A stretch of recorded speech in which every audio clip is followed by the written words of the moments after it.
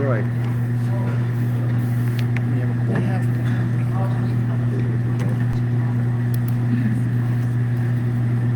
So does anybody have anything to say about the solar ordinance?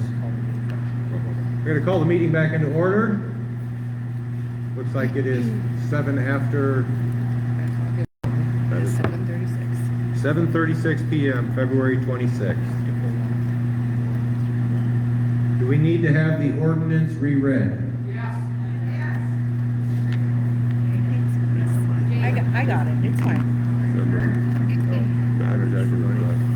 I think they're using this other one. Don't know that. I tried, guys. I'm sorry. Okay, I will start over.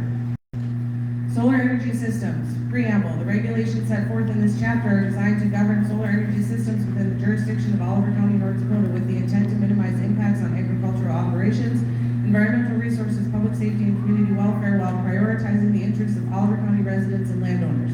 32.1 Authority. This ordinance is enacted under North Dakota Century Code 11-33-01, authorizing counties to establish zoning regulations for public health, safety, and welfare.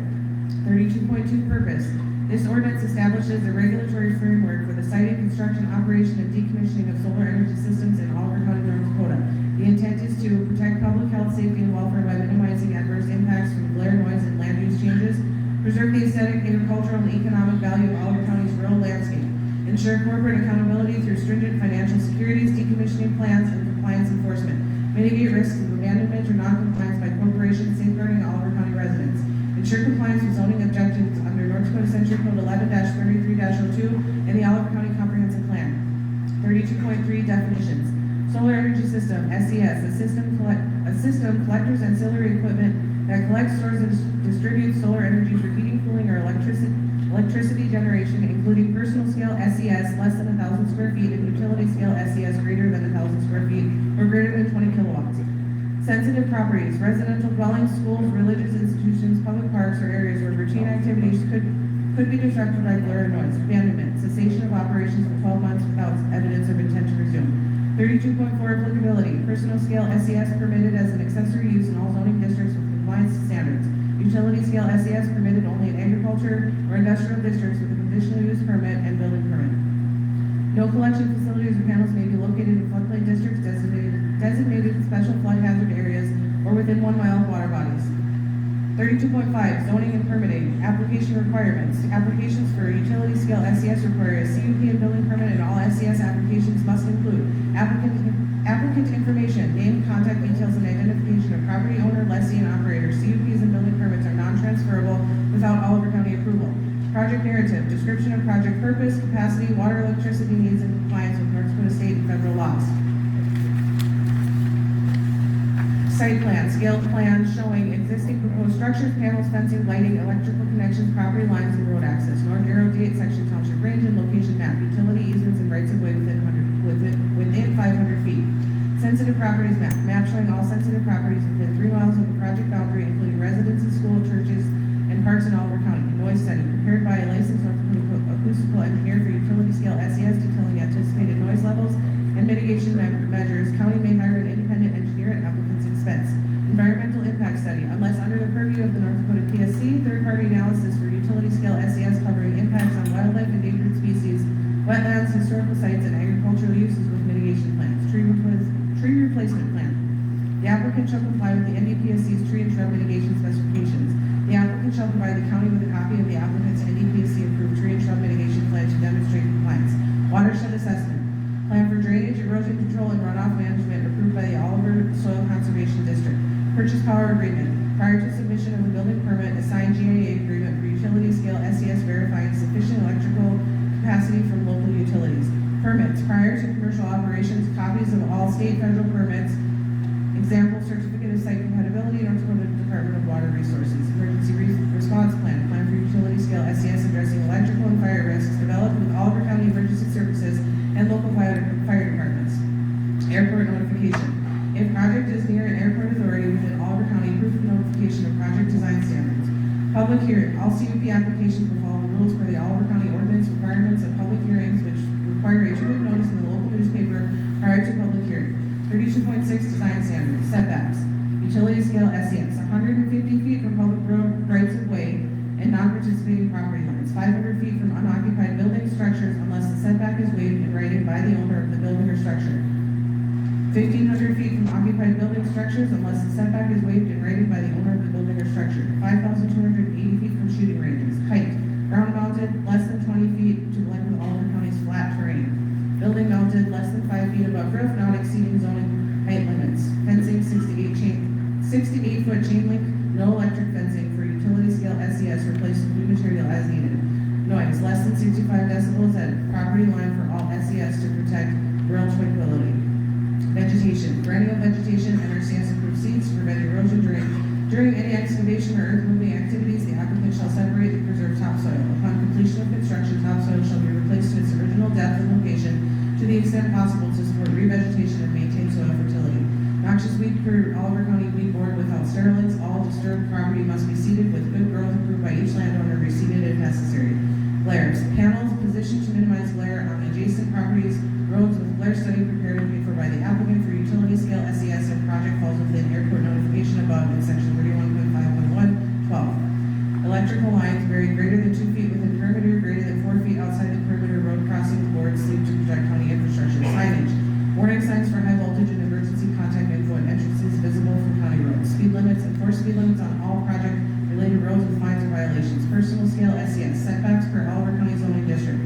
Ground mounted, less than 20 feet height, rear side yards only, building mounted, less than 5 foot above roof. Weight certified by North Dakota registered engineer, no zoning permit needed for systems less than 8 square feet. 32.7 road use and maintenance. The applicant shall enter into a new road use agreement with the Oliver County Board of Commissioners specifying the use of road grade gravel tested and approved by the Oliver County Road Superintendent.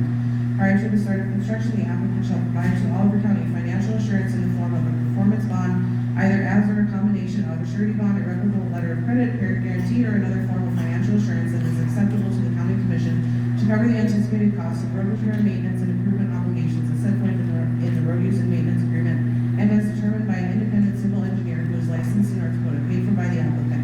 Road shall be maintained during construction, operation, reclamation, and any maintenance activities until all work is completed and approved by the Board of County Commissioners. The load pass system shall be utilized for all heavy haul loads as set forth in the road use and maintenance agreement. The applicant shall provide the road superintendent with a copy of the load ticket for each load of gravel or materials transported. Dust control measures, including the source and location of water use for dust control, shall be identified and approved by the Oliver County Road Superintendent. 32.8 water usage, compliance with state water permitting. The applicant shall comply with all applicable state water permitting requirements under section 161-04 in North Dakota Administrative Code of North Chapter 89-03 for the extraction of surface water or groundwater for project-related activities, including but not limited to dust control and weed control. A copy of any required state water permit issued by the North Dakota Department of Water Resources (DWR) shall be submitted to the Oliver County Planning and Zoning Board as part of the building permit application.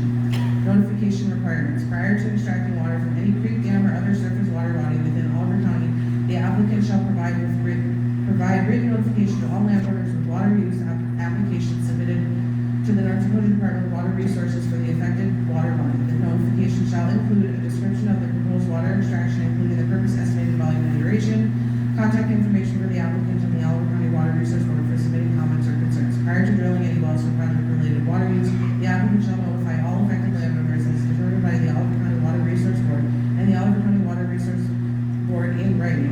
Notification shall include the proposed well location, purpose, and anticipated water usage. Proof of notifications include a list of notified landowners and copies of the notices shall be submitted to the Oliver County Water Resource Board and Planning and Zoning Board. Water usage fee. Once a water permit has been obtained from the state, the applicant may be subject to a regulatory fee to cover the cost of monitoring and managing the water resource impacts as determined by the Water Resource Board. The fee shall be reasonable and directly related to the administrative costs of water resource management as approved by the Oliver County Water Resource Board. Identification of water sources. The applicant shall submit a water usage plan identifying the sources and locations of all water to be used for project-related activities, including dust control, weed control, or other purposes. The plan shall include precise GPS coordinates, latitude and longitude, and decimal degrees for the project, the location and description of all water resources, including surface water bodies and wells. The water usage plan shall be submitted to the Oliver County Water Resource Board and Planning and Zoning Board as part of the building permit application. Pump labeling. All pumps used to extract water from permanent surface water bodies or wells shall be clearly labeled with the following: the name of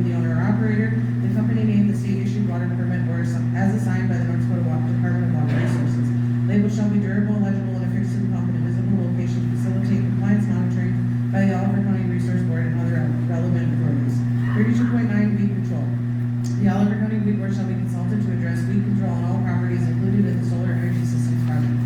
The applicant shall implement and strictly adhere to a weed control plan approved by the Oliver County Weed Board. The applicant shall provide all chemicals required for weed control outlined in the weed control plan and apply at their own cost during the construction and for the life of the project until decommissioning as per the weed control plan.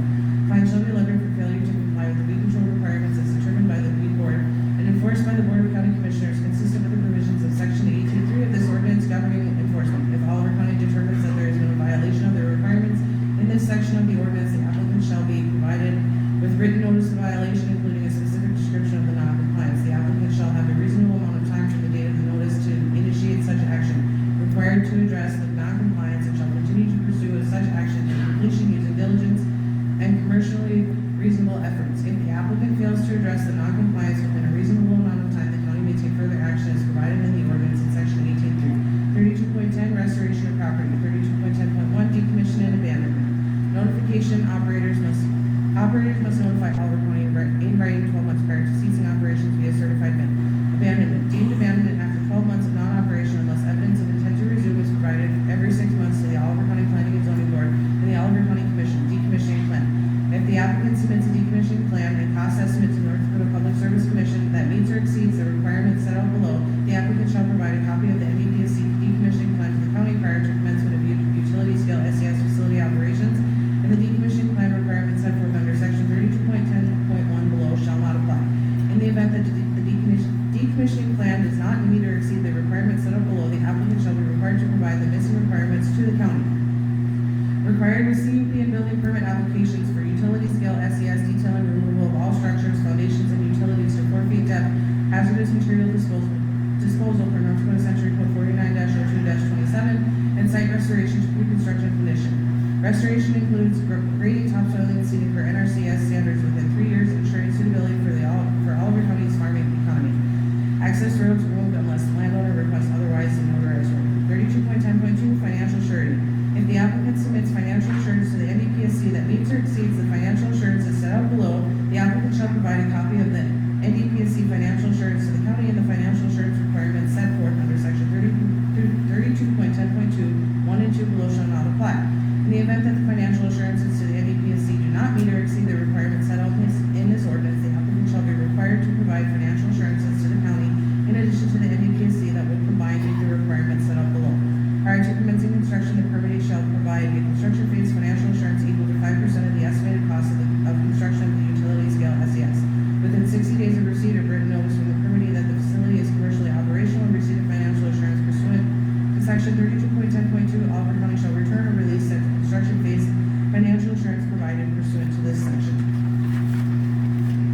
Prior to commencing commercial operations of the facility, the permittee shall provide an operational phase financial assurance equal to 100% of the decommissioning cost estimate provided in the decommissioning plan. An operational phase financial assurance shall be required for the solar facility until decommissioning of the facility is complete. Financial assurance required under this section may be in the form of a performance bond, either as or combination of cash escrow held by a federal insurance financial institution, a surety bond, or a irrevocable letter of credit. Oliver County shall be named as the beneficiary of the financial assurance required under Section 32.10.2, 1 and 2. 32.10.3 County authority. Oliver County manage your property to remove structures and recover costs via surety, liens, or legal action of operator defaults. 32.11 Liability insurance. Operators of utility scale SES must maintain general liability insurance, $2 million per occurrence, $5 million aggregate.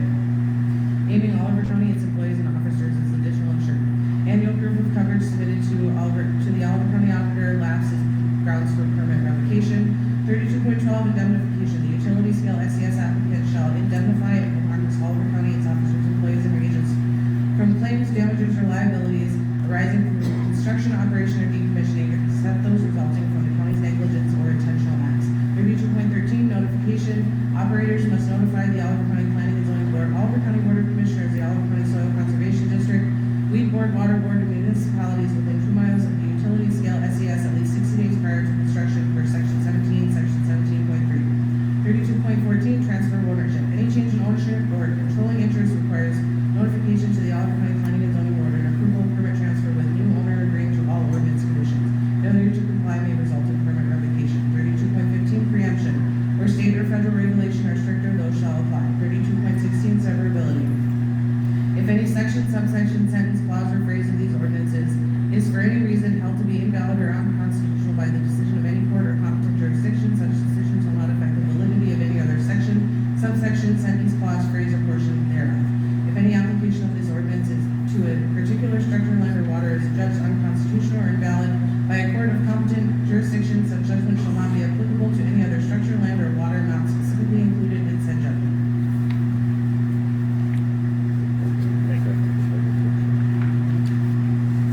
Do we have any members from the public that have any comment on the ordinance as read?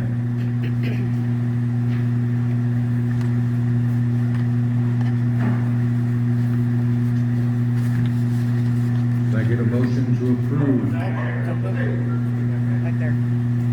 Go ahead and come forward.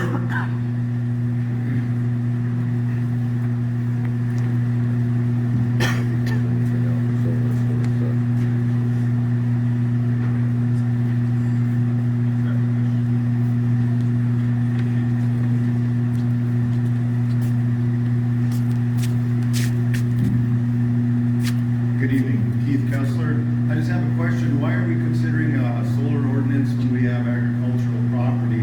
And pretty much all the property in Oliver County is agricultural. The ordinance got written up. Because a solar energy company had contacted the county about a potential project.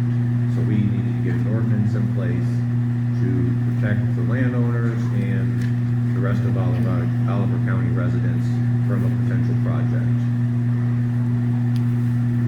Okay, with that being said, then we need stricter restrictions on the setbacks because 1,500 feet, is that what I heard from the residents, occupied residents? Yes. That's inadequate. A half a mile is inadequate. These solar companies, if they want to come here, maybe they should have that thing 1,500 feet from their residence.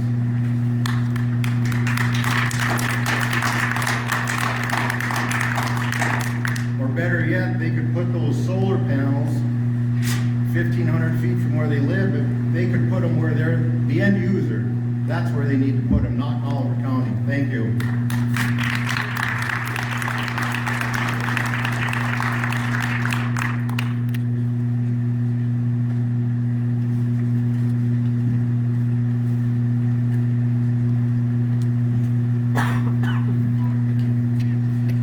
Kurt Swenson, Oliver County. Just had a couple questions. We require a noise study. Is that something that's unique to solar installations, or where did that come from? That would be in everything. There's gonna be a noise study for any.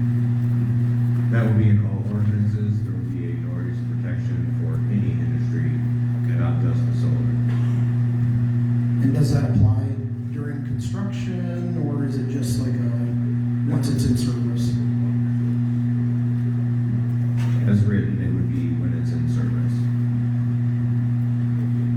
Okay, so one of the things in that is right now it says the county, or I'm sorry, it must be prepared by a licensed North Dakota acoustical engineer for utility scale SESs.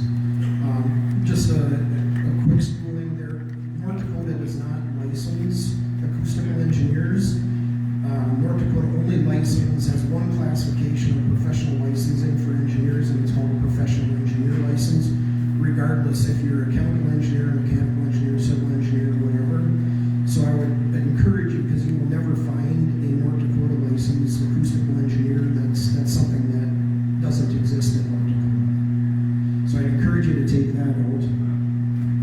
And then I see that we have a glare study required, and maybe it's just the wording on it, but right now it says that panels shall be positioned to minimize glare on adjacent properties and roads, with a glare study prepared and paid for by the applicant for utility scale SES if the project falls within airport notification above in sections 31.5.1 and 12.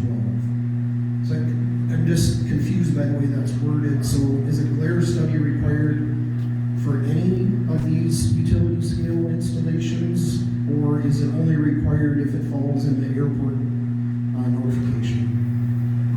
It's gonna require them to do the glare study anywhere they put it. The reason it specifically outlines airport is to connect the two together.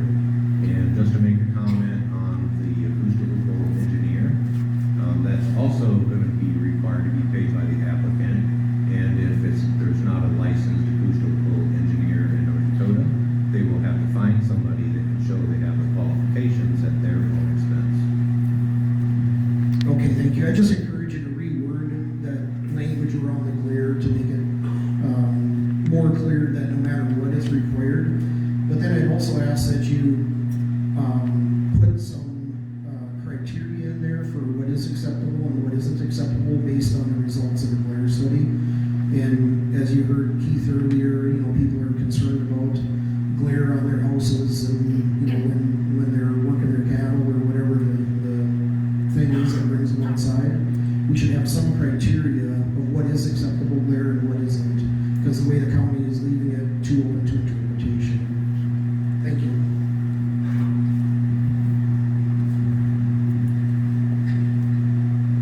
Anyone else?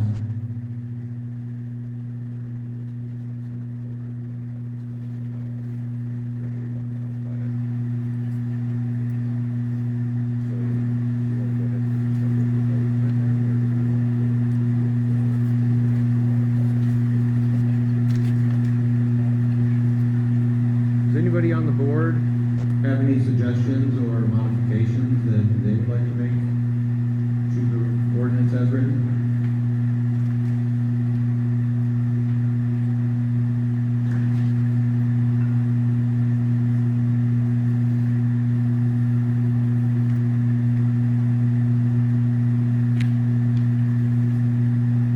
I myself was going to say that I think we should go ahead and send this through and make a vote on it, so that we can have something on the books. I do not disagree with the comments that were made about this. We didn't have this much public input when we were having the meetings to write these. So it's great to get the opinions from the residents and the landowners. I think that we should move this forward and vote on it and get it in place. And those specific things that were addressed by the last gentleman that was speaking should be amended if that is something that is in the best interest of the county and the residents. I don't disagree with the comments that were made, but again, we're a small board in Oliver County, North Dakota. We do the best we can to try to write these with the input that we get. And I will admit, if anybody watches those meetings, the industry gets a lot more input than the citizens do. So at this time, I would like to see if anybody has a motion to approve the solar. Do we have more public comment?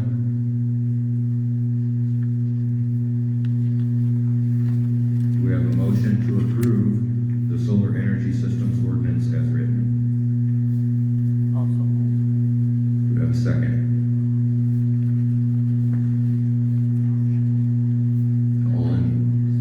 All in favor? I Opposed?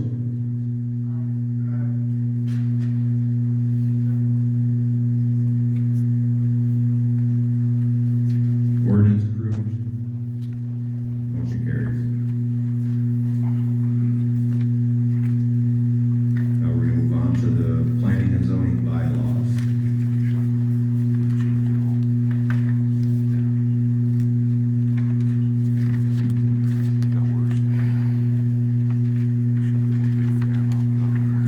This ordinance is actually being put in place so that the system that we're trying to utilize to generate these ordinances can be done in a professional manner rather than just a big open conversation every month, because we never make any progress when half of the time it's talking about the ordinances.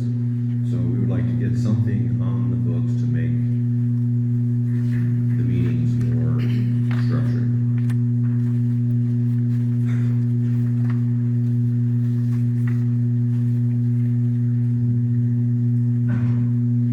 Okay, here we go again. Oliver County Planning and Zoning Board bylaws. Section 1, purpose and intent. The Oliver County Planning and Zoning Board, P&Z Board, serves as an advisory body to the Oliver Board of County Commissioners is authorized to establish a planning commission through North Dakota Century Code Chapter 11-33 and avail itself of the powers conferred by the state of North Dakota in this and other chapters of the Century Code. The P&Z Board shall assist in guiding development and land use in the county through the recommendation of a comprehensive plan and the consideration of applications for subdivision plats, zoning map amendments, conditional use permits, building permits, variances, and ordinance amendments according to the administrative procedures of Section 17 of the Oliver County Planning and Zoning Ordinance, as well as ordering the development of any relevant reports, studies, and plans. Section 2, appointments, terms, and officers' duties. In accordance with North Dakota Century Code 11-33-04, the P&Z Board consists of 7 members. At least one must be appointed from the City of Center Council. The other 6 members are appointed at large. Initial terms are staggered, then subsequent appointments for members at large are for terms of 4 years. Appointments to fill vacancies shall be for the unexpired portion of the term. All appointments to the P&Z Board shall be made by the Oliver County Board of Commissioners after applications of interest have been submitted. At the first regular meeting of the year, the P&Z Board shall elect a chairperson and a vice chairperson. The chairperson presides at hearings and meetings of the board and ensures proper order of the board and the public in all proceedings, signs documents of the board, appoints subcommittees, and represents the board before administrative bodies. The chairperson shall decide on all points of order and procedure subject to these bylaws and Robert's Rules of Order. Vice chairperson shall perform the duties and have the responsibilities of the chairperson during the absence, disqualification, or disability of the chairperson. Chairperson pro tem. When both the chairperson and vice chairperson are absent from a hearing or meeting, the remainder of the members of the P&Z Board shall elect a chairperson pro tem from among their own number by a majority vote. Section 3, staff duties. The P&Z Board may utilize county staff and departments to carry out appropriate planning functions per the Oliver County Planning and Zoning Ordinance 17.1. The P&Z Board shall appoint a planning and zoning department official, whether one person or more than one person with shared responsibilities, to carry out directives and duties as assigned by the commission. This person shall be responsible directly to the P&Z Board. The county auditor shall act as the secretary to the board in accordance with the North Dakota Century Code 11-33-05. The county auditor, in doing so, will also carry out the following duties: attend all hearings, maintain updated copies of the ordinance and district zoning map, keep copies of all records, receive all applications from planning and zoning permits to forward on to the planning and zoning board, issue authorized permits in compliance with the provisions of the ordinance, carry out any other duties as assigned by the Planning and Zoning Commission. Section 4, subcommittees. A subcommittee of the P&Z Board may be established by the chairperson or by a voting majority of the P&Z Board for the purpose of investigation and deliberation concerning one or more subjects of interest to the P&Z Board. A subcommittee must report back to the P&Z Board with findings and recommendations. No subcommittee shall have the authority to commit the P&Z Board to a vote or endorsement of any kind. Section 5, meetings. Regular meetings. Regular meetings shall be held monthly in the county commission room of the Oliver County Courthouse. The P&Z Board shall set by majority vote the scheduled date and time of the regular meetings for an entire calendar year. The P&Z Board shall approve the annual meeting schedule at or prior to the regular December meeting of the prior year. Regular meetings are noticed official meetings open to the public during which the P&Z Board deliberates and may take votes on specific items. Extenuating circumstances may arise that necessitate that regular meetings being conducted in whole or in part by way of audio, video, or other means of teleconferencing. Meetings conducted by these methods shall be considered a regular meeting. Regular meetings can be canceled due to acts of God, extreme weather conditions, or other extenuating circumstances. Special meetings can be held at any time and may be called by a majority of the P&Z Board or as directed by the county commission. Special meetings are noticed official meetings open to the public during which the planning commission deliberates and may take votes on specific items. Working session. Working sessions are noticed official hearings open to the public to discuss specific matters before the commission. The intent of the working session is for information and deliberation. The P&Z Board may not take a vote during the working session. Subcommittee meetings. Subcommittee meetings are noticed official hearings open to the public to discuss issues relevant to the subcommittee's assigned purpose.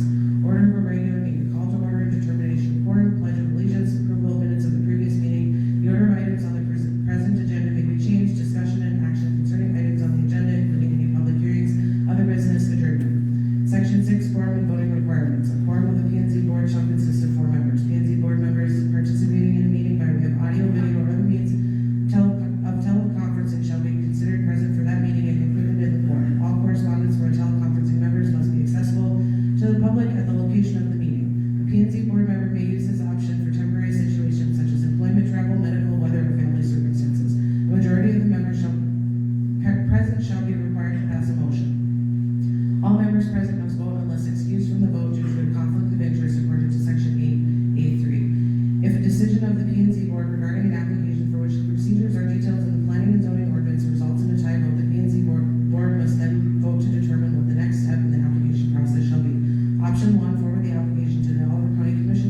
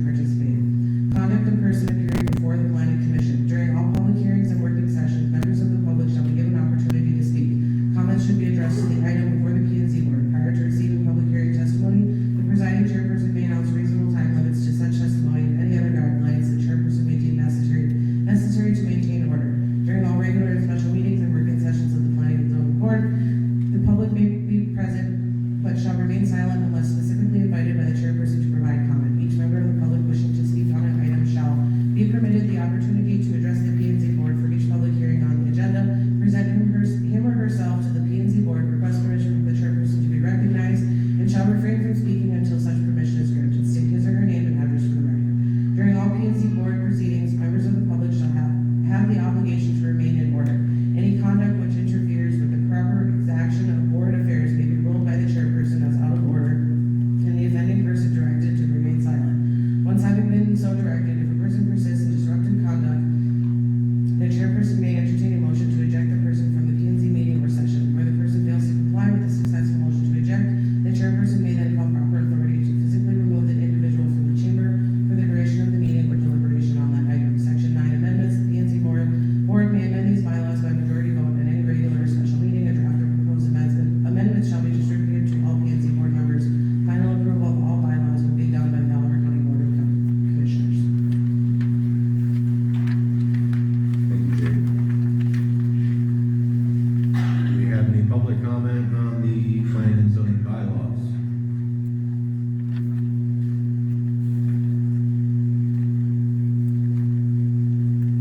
I get a motion to approve the Oliver County Planning and Zoning Board bylaws. I would still move to approve the bylaws. Do I get a second? I'll second. All in favor? Yes. Aye. All opposed? Oliver County Planning and Zoning Board bylaws approved, motion carries.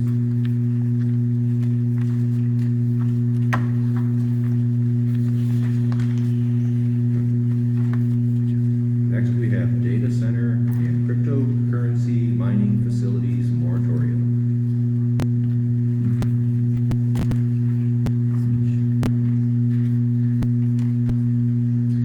Resolution 2026-02, a resolution of the County of Oliver, North Dakota to impose a moratorium on the development of all data center and cryptocurrency mining facilities until zoning standards can be developed.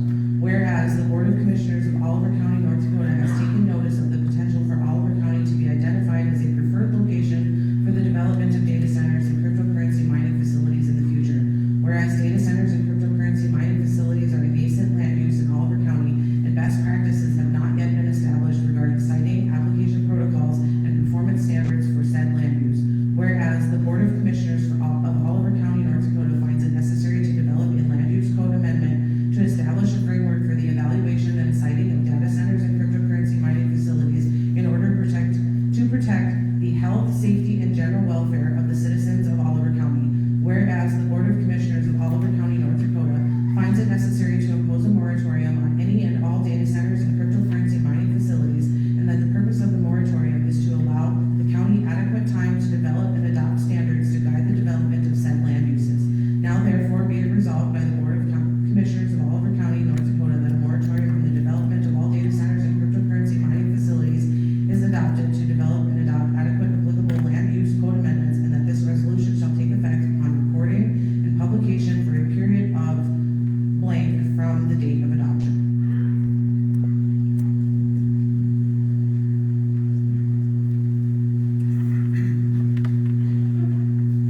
This time, we'll open this up to public comment. Just gonna let everybody know, we have 12 people that signed up.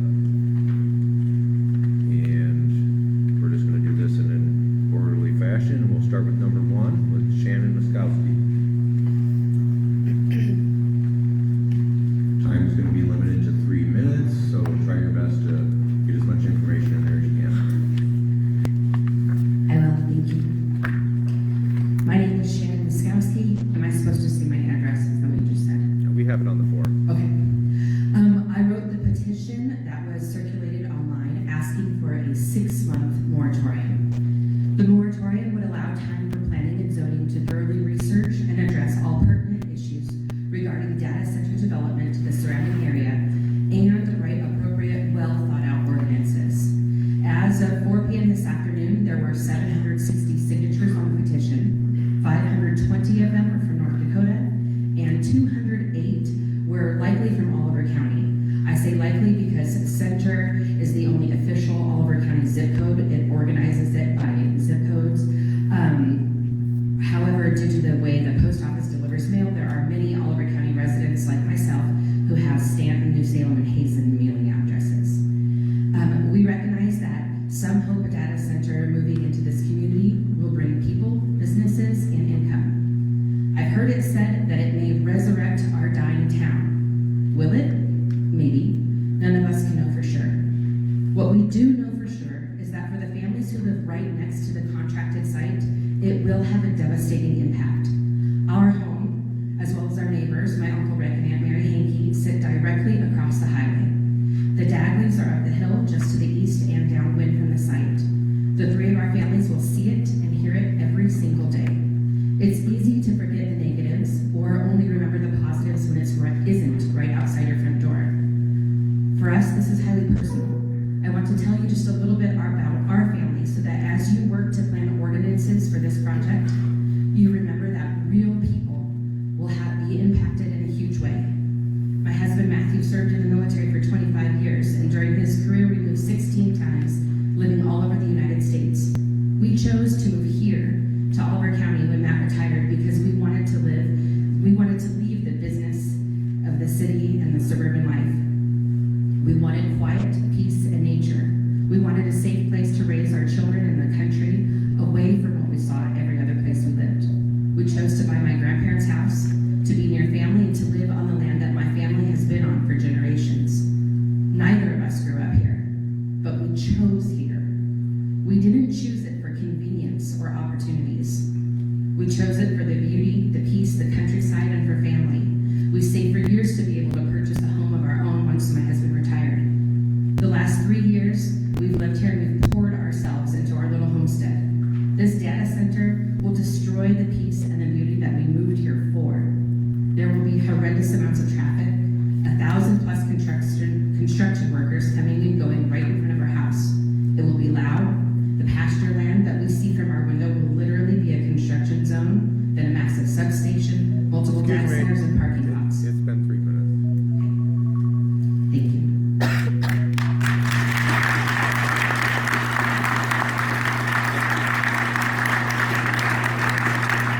I apologize for having to cut you off. We've got to try to allocate time for everybody to have their say. Next, we have Elizabeth Dagley on the list.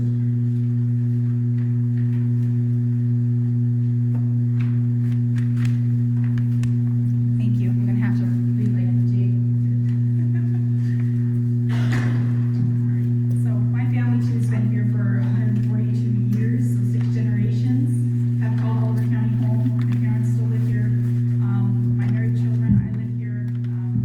We all value the quiet, small town agriculture atmosphere that Oliver County offers. And data centers come with a lot of baggage, as we're starting to see all over the world.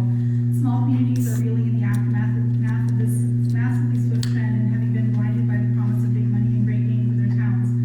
We have so many things in Oliver County that money can't buy. I'd like to touch on noise pollution. There are a lot of families that will be directly affected by either living in close proximity or directly downwind from this proposed data center. Data centers combine multiple documented sources of low-frequency noise cooling systems, substations, and generators that operate continuously or repeatedly. Authoritative guidance from WHO, EPA, DOE, ASHRA, and DERFRA confirm that these sources can cause sleep disturbances and annoyances even when the facilities meet standard noise limits. The issue is whether a continuously operating industrial scale facility is compatible with rural residential uses and whether the impacts documented in environmental health research have been adequately evaluated in a rural setting.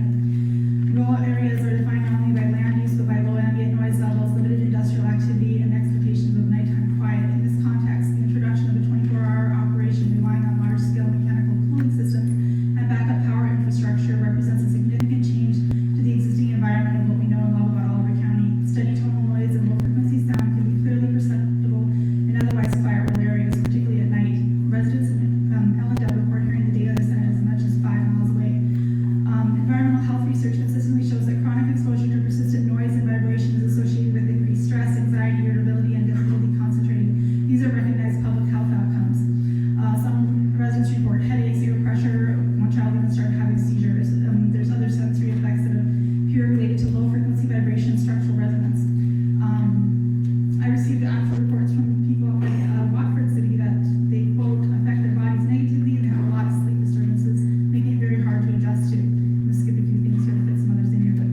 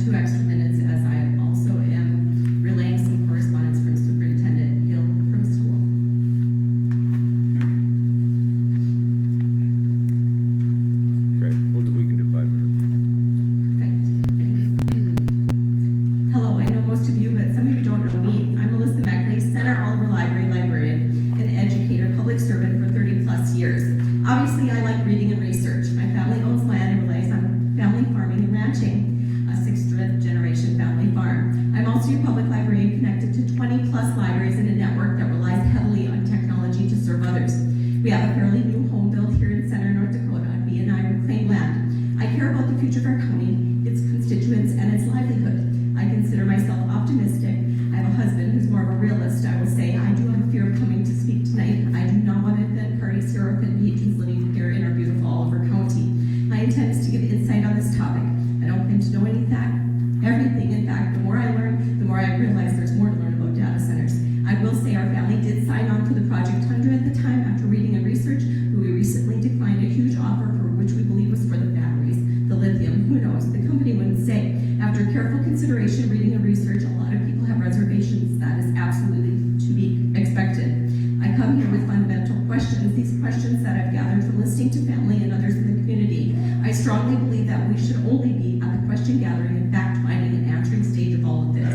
No, I didn't use AI to write these questions or formulate this in what I'm saying. There are many resources in which I came up with pros and cons on data center construction and development. Many of those points that we should all take into consideration before rushing into things. Many of us, it has been only for many of us, it's only been a few days since we've heard about the possibility of a data center coming to Oliver County. Without sounding redundant, I'll share some facts I've discovered and common questions I've formulated after a lot of listening, reading, and research. These questions can be discussed and yes, answered at a later time. We need to be transparent with the community. Many community members feel that this has been known and planned in a considerable amount of time. How long have we known this data center project is coming to Oliver County? Other community expressed that Applied Digital is vague in answering their questions and talking about the specific infrastructure that they are building in this area. And they wouldn't give specific answers. Is Applied Digital or other ready to start? We know that there's going to be growing pains like in Ellendale and other counties. What will be housed at the specific data center? Is it to harvest Bitcoin, cryptocurrency? Is it for storage for Google, Microsoft, Amazon data, local data, just for AI? Is it for individual personal tracking of local data usage? What? We understand the proliferation of cloud computing and how big data analytics have a need for storage and processing, but what will this particular data center or possible centers in our area be used for? Why on earth do they need so much security? Literature states that data centers target the 90 rural community and their commissioners, struggling counties, to fast track their construction and create a big FOMO of fear of missing out on the opportunity to get growth for their communities. Are we willing to slow down and dive deeper into this? Has Oliver County or Applied Digital or other already bought or sold any land for the building and construction of the data center in Oliver County? Does Dakota Power, B&I, the wind towers, any of these projects have a stake in this? What roles will, if any, do they play? How does this impact coal, natural gas, our power grid, and utilities?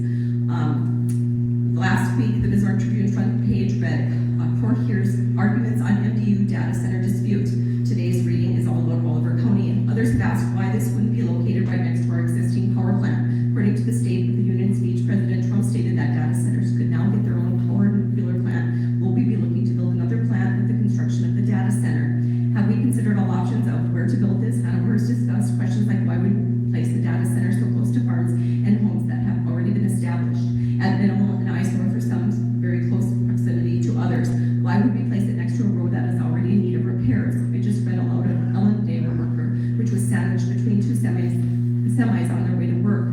Why place it where buses run? Can our roads handle this? How much longer to commute to Bismarck, Mandan, to Lucille, or other areas? Last week, a young colleague entered the library and stated that we need to be educated about this, but it's a no-brainer that if it harms or hurts our children in any way, that is common sense. Hard no. Are there higher rates of pollution here? Yes. What are all the health concerns that go with this data center? I read about noise, air, resource pollution. What sparked me today is that I woke up this morning and for some reason we didn't have the greatest water pressure. In my mind I went, oh God, what if our water's affected? Will it be like this? Will it barely trickle about? Will it be unacceptable to drink? How much water exactly are we talking about? Will there be more than one data center here? Some say 4. How many are planned? Where does this water come from for a plant that runs 24/7? Tucson, Arizona blocked a data center because of 600 million gallons a year in consuming water. Our Grandpa Arnold said that someday there will be a fight over water. Will that fight be now? I see 22 as the number of youth that signed up for our Hunter's Safety Program. Awesome. Let's talk wildlife. We see another bird or deer. Will we see another bird or deer in the county? How will this affect cattle, livestock, etc.? Bees, insects, others. I've read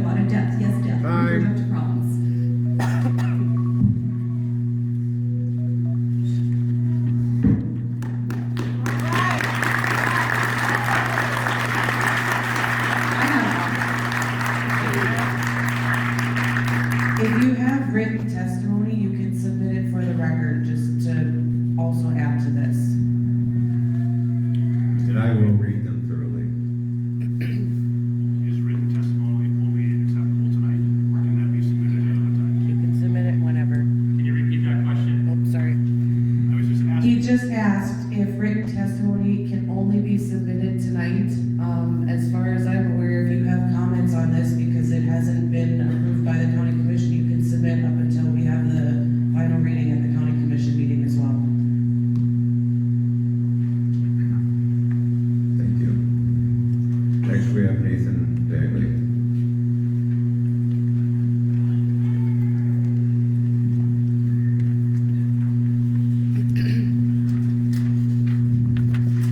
I'm Nathan Dagley from rural Oliver County. I am deeply concerned about the loss of farmland and natural land for farming and grazing. How much are we willing to lose for industry? Will they just keep taking, or will we reach a point where we say we've lost too much? If we fail to raise generations as stewards and co-owners of the land, people who farm it, care for it, and live for it, we risk losing that heritage entirely. Farmland will increasingly be controlled by distant entities or government systems rather than local citizens who depend on it for food, livelihood, and identity. My wife and I started our homestead on a hilltop overlooking this potential data center site 24 years ago. Never in our life did we think something like this would come to our backyard, our beautiful prairies of rolling hills. For the last several years, my daughter Sarah and I have been building a herd of beef cattle together. We have many dreams of growing the herd, but our biggest hurdle has been grazing land. Even though the cattle numbers in this country are drastically declining, there is not an excess of grazing land. So I ask you, when will we say no more loss of agriculture? When will the loss become an emergency worth stopping? I'm not here to claim expertise on whether more data centers will benefit this country in the long term. What I do know is that this country is filled with people who bring many different gifts, talents, and perspectives. We must work together to protect our citizens through thoughtful, common sense ordinances that place clear limits on how much agricultural land we are willing to sacrifice for industry. I suspect if this goes forward with Applied Digital, they will purchase more land and expand further. So I'm asking you board members to extend the moratorium to 1 year. This may seem unreasonable, but I do not believe it is. This community needs time to react, time to prepare, time to plan, time to get protective ordinances in place that safeguard our community. Many cities and counties across the U.S. have enacted moratoriums lasting 1 year or longer. This data center must come. If this data center must come, it must benefit this community and not damage it. That requires intentional planning. In my view, Applied Digital has gone about this process backwards. Instead of first coming to the community to explain their proposal clearly, outlining both benefits and challenges, and allowing residents to respond, they moved forward in a way that has created distrust. I compare AI to nuclear power. It has the potential to bring great benefit, but it also great harm. The question is not just how we use it, but how we protect our people and our land while doing so. I will leave you with this final thought. In this country, we lose approximately 40 acres of farmland and 150 acres of natural land every hour. Today alone, we lost 4,560 acres. Land we will never get back. What will remain for our grandchildren? Thank you.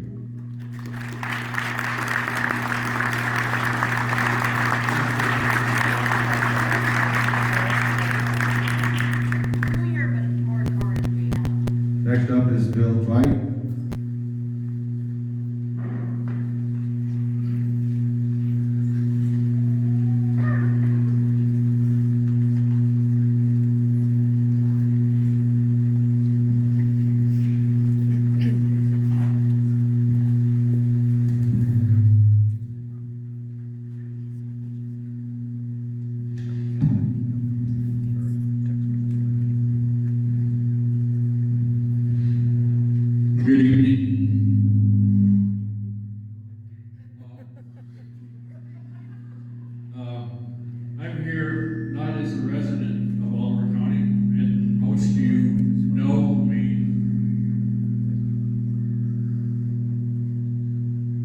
as your state legislator.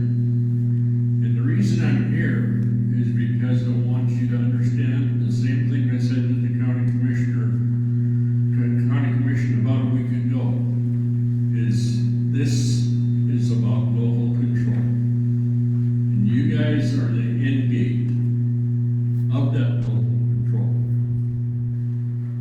There is nobody beyond you that's going to watch out for the agricultural land that's been addressed for the families of Oliver County. And so as you plug that date into that moratorium, remember, beyond you, there is not the Public Service Commission or the legislature or anybody else that can stop what's coming here, except you and the county commission. Once you approve a building permit, it's done.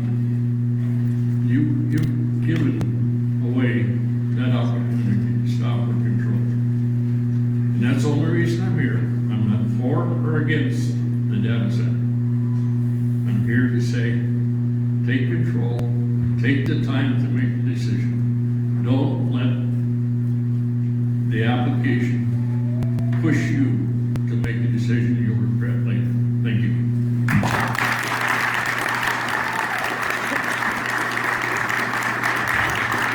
Thank you, Bill. Next up, we have Wayne Dahl.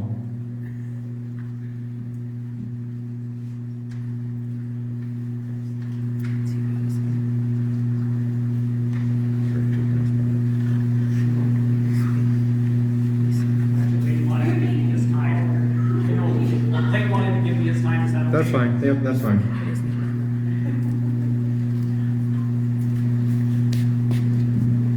Thanks, Wayne, for giving me the opportunity. Basically, I think I'm a lot of in the same boat as what the majority of the room is that this is a very new piece of information that came up within the last maybe 10 days or something. I was actually given the invitation to go down to Ellendale yesterday, and I had an opportunity to ask a lot of the same questions that I'm sure the planning and zoning has got, and things along that line. Maybe the biggest thing that I've learned about this whole process is that this might be the first time since maybe the late 60s when Oliver County's had an opportunity to basically expand maybe their place of employment, that type of thing as well. And even if we think back to 1970 when BNI and Minn-Kota came into this county, I'm sure there's an awful lot of people that have some very strong concerns about whether we want to be mining Oliver County, how many acres is safe, and those types of things as well. And I think it's really important that we think about maybe the industry that basically represents Oliver County right now, and that's coal. Where are we at? Where would we be without it? I also understand the fact of people have got, what I wanted in my backyard. And I think that's got to be a big concern for people. And I think that what I would say is that the biggest thing that people have to do is to form an opinion based on maybe some facts. And I would encourage everybody, if you want to really know what those data centers are like, there is supposedly another tour that's going down to Ellendale. And I think that the mayor of Ellendale was absolutely phenomenal about answering questions. What has it been to their community? Is this a good thing or a bad thing? And obviously, we asked him, what percentage of your community thinks this is a good thing? And he's like, it's probably 80% pro, 20% say no. There's a lot of the discussion here about whether or not is it noisy, what are the water concerns. I would say that the only way that you're going to ever find that out is to go on the tour and see it. Because they're actually building a site at Ellendale right now that is going to look just like the one that's being proposed here for Oliver County. I get it, this is an emotional issue, and we want to make intelligent decisions. I would say, I'll give you maybe one fact. I asked him at the end of it, I said, so what does one of these things really cost to build? And he said, give or take about $10 billion. I figured out what's the value of Oliver County. If you took all of the 445,000 acres that are in Oliver County, $2,500 an acre, and if you figured every household in this county at $350,000, that brings us to about $1.5 billion. This is going to cost about $10 billion to put in. There's some differences there when we think about whether we want to build a new school. Where are we going to come up with revenue? We can either find it through some taxable entity, or we can tax the producers. And so, the right, wrong, or otherwise, we've discussed to know whether we need a new school or not. There is no other way to get basically an improvement of facilities in this county unless we find another revenue source. I'm not saying this is right or wrong. I'm just encouraging everybody, if you have the opportunity to go see it in person, thank you. Appreciate your time. Thanks, Rick. Thank you.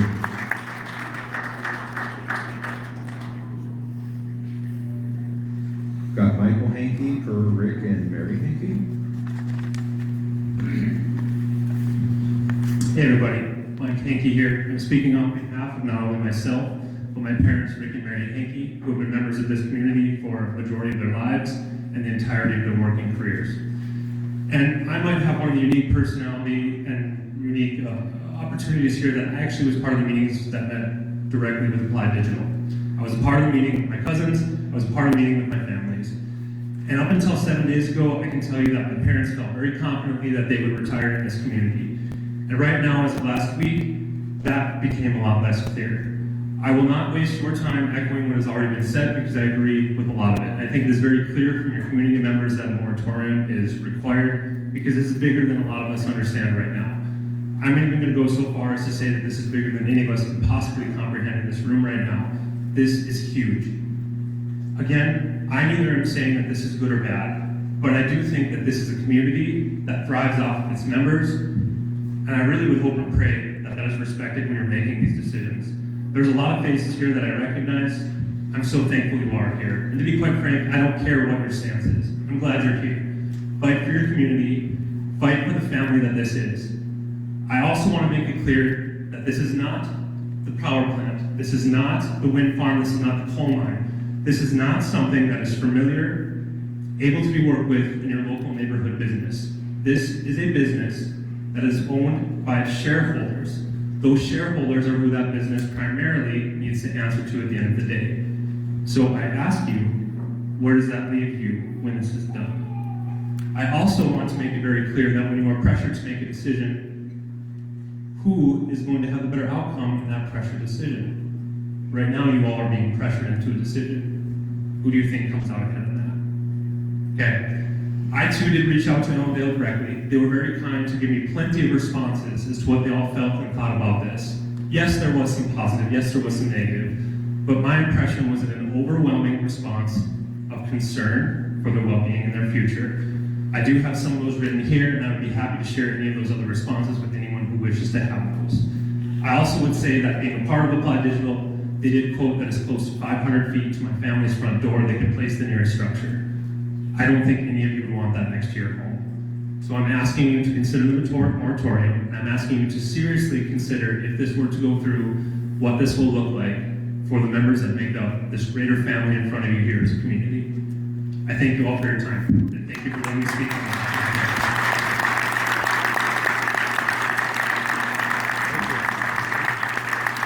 Thank you, Mike. Next up, we got Tim Dahl. Michael Berg.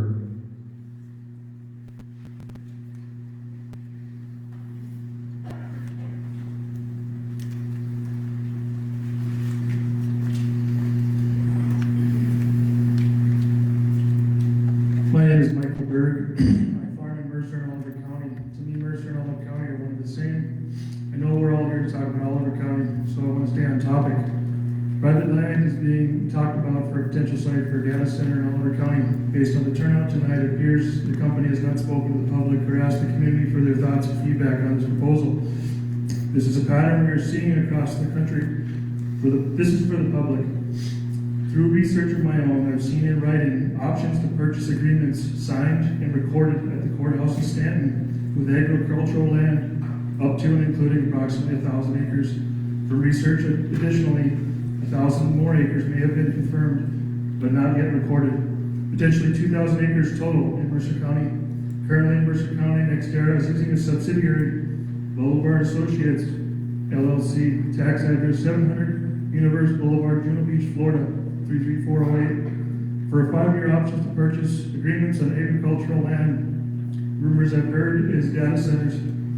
The option of purchases are filed at the courthouse. Each document says, after recording, return to NextEra Energy Resources, LLC, 700 Universe Boulevard, Juno Beach, Florida. Between Mercer and Oliver County, thousands of acres of agricultural land are being bought by private companies with no public knowledge. All are rumors of data centers with no information from industry.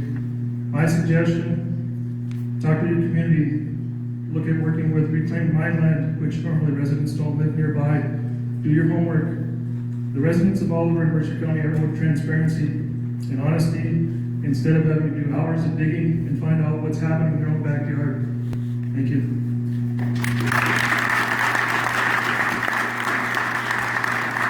Thank you, Michael. Next up, we got Richard Asner.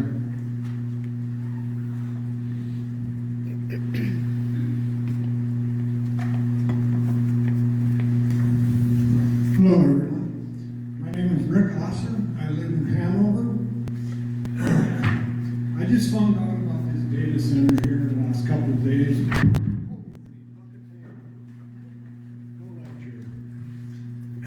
So I started doing some looking and seeing what is good and what is bad about a data center.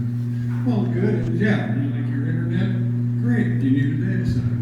What's bad about it? The pollution. One big thing that nobody ever thinks about is the noise pollution. Everybody hear that? Welcome to a data center. Now, that's the noise you can hear. The one that's going to get you is the one you can't hear. It's called infranoise. Okay, that's anything from 20 decibels and lower. Everybody knows what a decibel is and a frequency. Okay. Data centers noising the neighbors.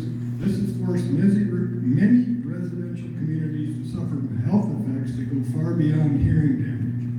This is because data centers don't emit high-frequency, ear-piercing sound that easily damages hearing.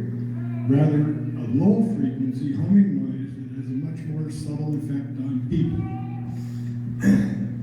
These noises come from the air-cooled chillers, cooling towers, air handling units, internal server fans, and they all produce noise levels up to 100 decibels. Well, that's deafening. What's more, most of this equipment is located on the outside of the building, on the roof, where allowing low-frequency sound waves to travel far and wide to impact the community. Excuse me. So I started doing a little looking and investigating, and low-frequency sound waves. The key health impacts are nausea, dizziness, headaches, vertigo, intense prolonged exposure, which is what a data center will be putting out because it's 7 days a week, 24 hours a day, 365 days a year. Can cause internal organ resonance, vibrations, and potential damage to internal tissues. Everything on this earth has a resonant frequency. Has anybody ever seen somebody break a piece of crystal or crystal glass with their voice? That's because their voice matched the resonant frequency of that glass, started it vibrated hard enough to shatter it. That's the same thing that infranoise does to your body. It can also cause psychological distress, bodily Richard, discomfort. that's time. That was the 3 minutes. We only get 3 minutes so that everybody can talk. Oh, okay. One big thing I wanted to say, I'll be wrong this is infrasound also damages children. read that with me? Richard, you gonna read that with me? I will read it. This? Whatever about your infra noise, I will read it. Thank you, sir. 16 pages. Oh, I'll read it. Next, Arlo Baker.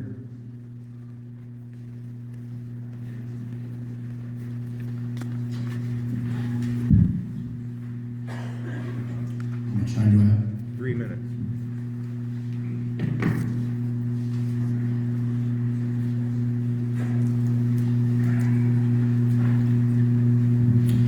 My name is Arlo Becker. I am a landowner in Oliver County with my wife and children.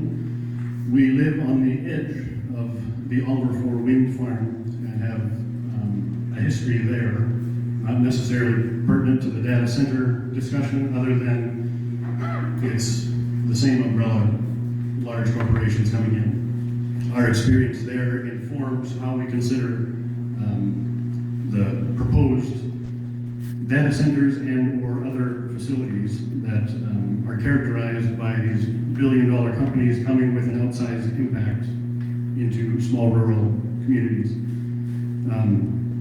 We've expressed concern and engaged in a more than year-long dialogue to try to resolve concerns we've had, damages we've experienced to our property, to no avail.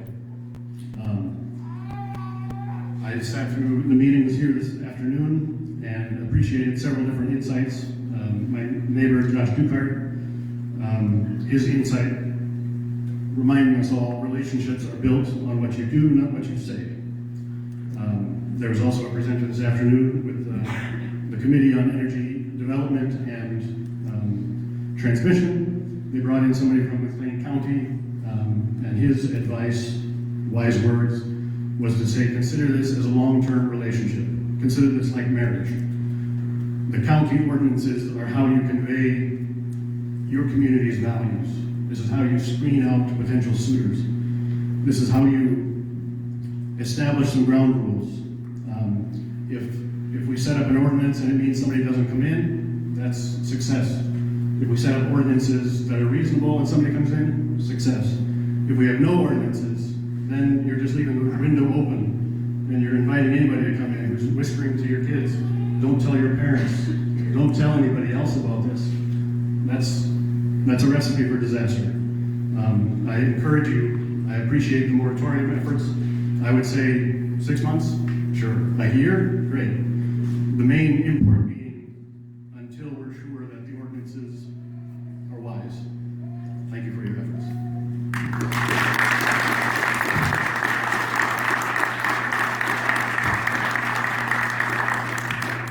Thank you, Arlo. Next up, we have Kurt Swenson.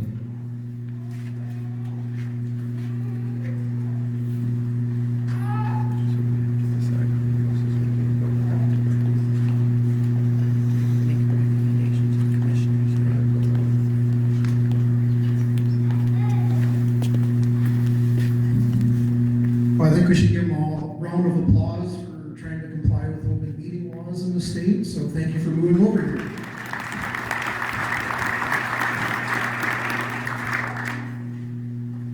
Well, I'm here to speak in favor of the moratorium. I do believe it should be time-based, it shouldn't be permanent, whether it's 90 days, 6 months, whatever the right time is that the Planning and Zoning Board needs to research and do appropriate writing and public comment and all that type of stuff. Definitely in favor of it. You know, this reminds me, first of all, it's great to see everybody here. And it reminds me of when our family was being faced with certain industrial developments of CO2 being placed under our generational, over-century farm and ranch lands on the west side of Oliver County. And I sure didn't see this level of fight in our county, and it's good to see that people care. And I just hope you would realize that there are a lot of things coming to us, and public involvement is great, and so thank you for that and being out here tonight. I do find it ironic, though, that certain people that were up here earlier tonight bickering about setbacks, you know, it's just kind of ironic. You're a fucking hypocrite, Keith.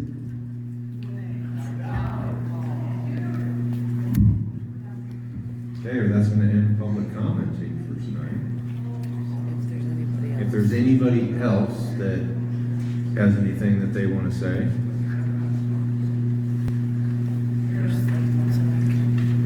Go ahead and come forward.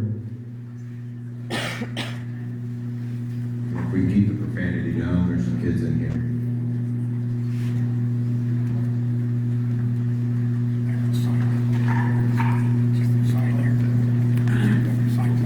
Just state your name. Just give me your name, I'll write it down. Tim Leppert, Lamore County, Russell Township, North Dakota.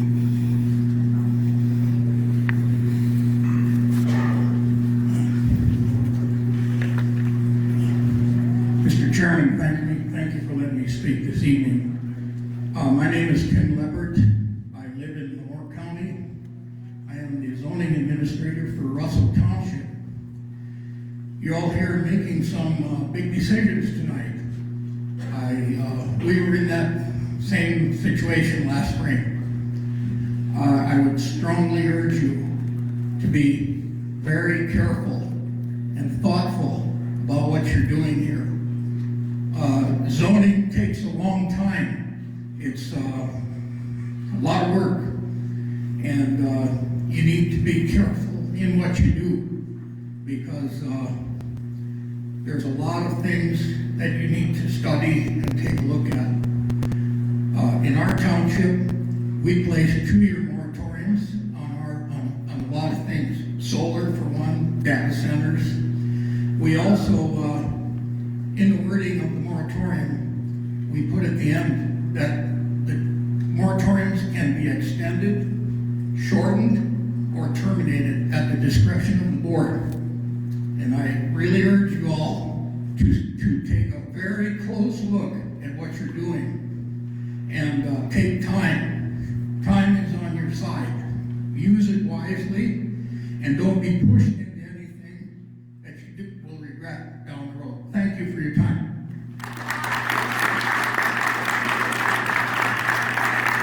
Thank you, Tim. Anyone else?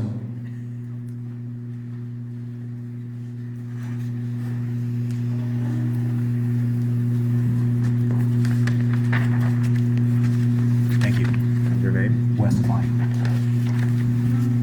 Good evening, and thank you for allowing me the time to speak. All of you sitting at this table, look out at this crowd. These people are the stakeholders. These people will live, along with you, the decisions you make. I spent quite a number of years in Mercer County on the planning and zoning. It took us almost 3 years to develop a wind ordinance that not only safeguards the private property rights of people living adjacent to wind farms, we also build guardrails so that the industry could develop without controversy. It takes time, folks. It takes a lot of time. And I think what needs to happen also is you need to choose some stakeholders that are going to be directly affected by the corporation that wants to come in and change the culture in this county. These people are the stakeholders. They're farmers, ranchers. They need to be heard. And it's pretty tough to hear them in 3 minutes. It's not too tough to develop a committee so that these stakeholders have direct access to you and to the county commission. It alleviates the tension.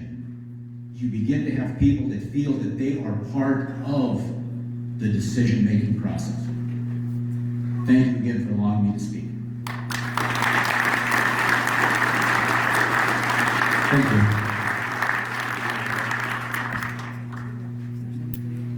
Do we have anybody else? Final public comments?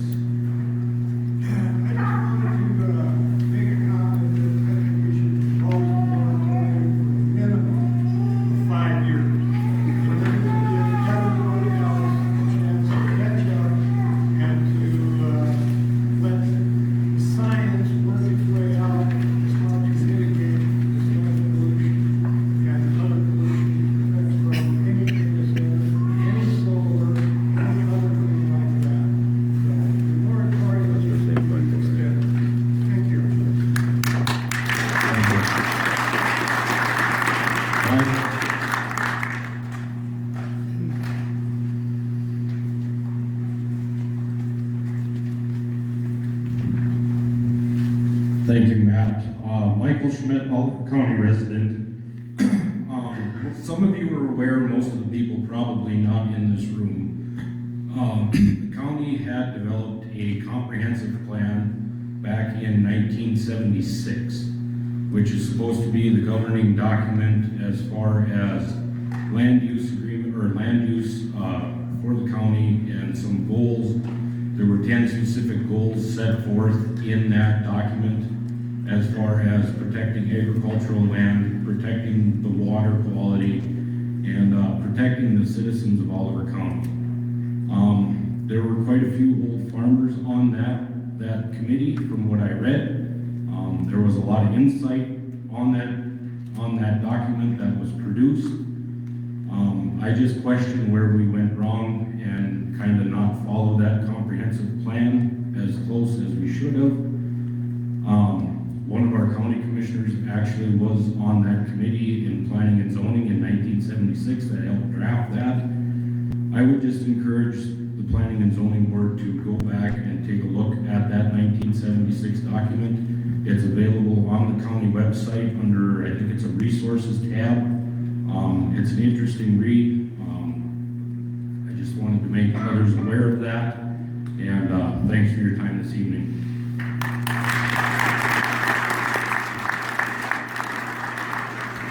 Thank you. Can I add my conclusion? He stated, and some people laughed at the 5-year moratorium. Actually, right now, there's a 3-year moratorium in New York on a large-scale data center. So, give it some time. Also, there's probably a reason why $64 to $100 million is stopped, blocked, delayed, or canceled in the United States. China right now did state that they have stopped billions of dollars of data center construction. Thank you.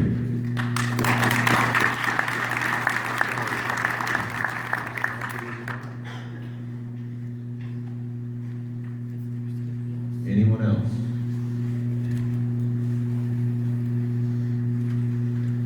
Well, now it's going to be up to the board to decide how long the moratorium is going to be to recommend to the commission.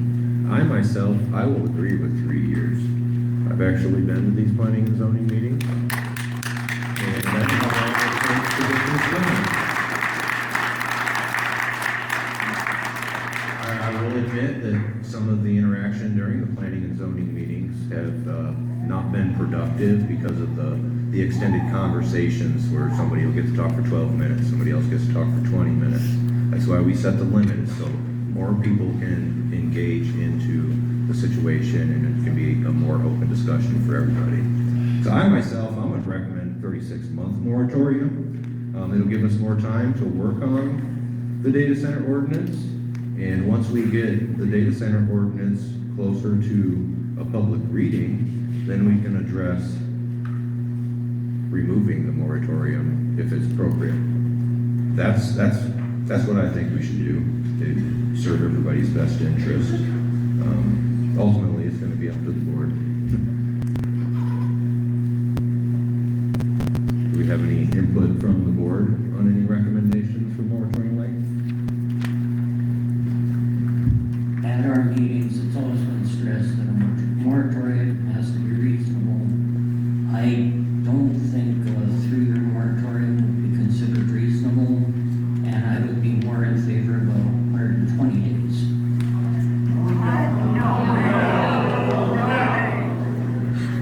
Anyone else? And we're going to have to come up with a time frame to put on this paper for it to move forward to the commission. 120 days isn't enough. I mean, you've been to the meetings, Bill. We don't get that much done in that amount of time. And with the magnitude of this, I mean, not that I really care about how much it costs to build a data center, but when you're talking about $3 or $10 billion, do you think they designed that data center in 120 days?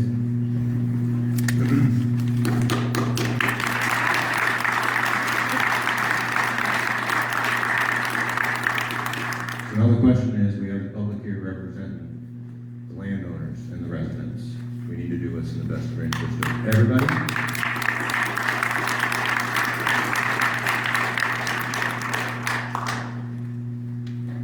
Do we have any other suggestions on a time frame. How hard is it to add in where wording to where, I can't remember the gentleman's name, he had Edgley livestock hat on. As far It can as, be done, but we would have to as far as when. rewrite it and bring it back to public reading again. Yep. Can we add language and then take it to the commissioners? Modify it now and vote on it now. I'm okay with that. So we could, if we get everything in place, if we were to get everything in place, then we could either terminate the moratorium early or extend it, as Jim said before. That way it gives us plenty of time. If we feel it's good, then we pass the ordinance. And then we end the moratorium. You can recommend. We can recommend this to be put in today. Yep. I recommend that we put that language in, that we can either extend or terminate moratorium early or late today, based on whatever time frame that we come up with right now. That way it gives us time. If we need more time, if we get it good and we're happy with it, then we pass the ordinance and then they can move forward.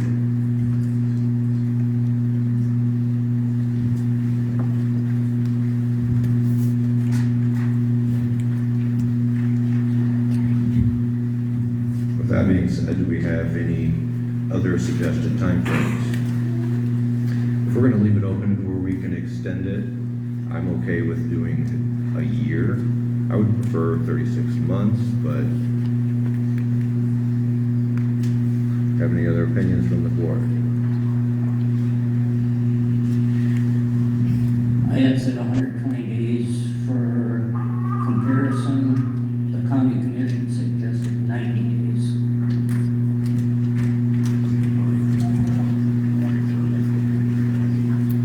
Understood. We're here to give this as a recommendation. One of the board members from the county commission actually said 90 days. Again, I'm gonna recommend at least 12 months. Permission to speak? Permission to speak? Sure, yes. I feel it's been very clear, based on the response of 3 years, that that should be considered.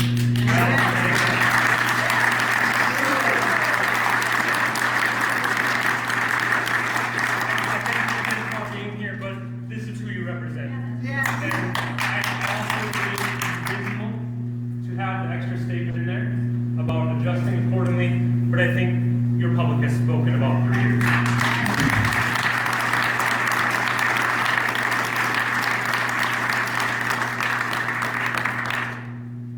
Again, I agree with you, but if we put 3 years on it and it goes up to vote right now and it gets voted down, there's no moratorium. We have to take that into consideration. This is gonna go to vote to get forwarded to the county commission after tonight. If we put 36 months on it and it gets voted down tonight, there is no moratorium and no protection. Can I have permission to speak? Yes. The smarter counties actually that I've been studying about, they are negotiating and they're leveraging the construction at their places with an advanced leverage plan. They're finally figuring out, these counties, that these permits and investments in the data center go beyond the term construction. They're looking for policies in writing, not just big tech promises. We want the job opportunities, we want infrastructure then restored, increased in property values, skills training. We want more for our local schools and nonprofits served. We want to ensure grid stabilization and more. All that takes a great amount of time. I need to say something. Thanks, Matt.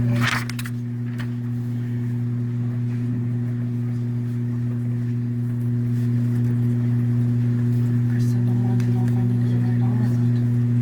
She wasn't sure. Again, I just want everybody to know that we have to take into consideration this has to go to vote. If we ask for something that seems to be unreasonable to other board members, it can get voted down and we have no protection. Katie?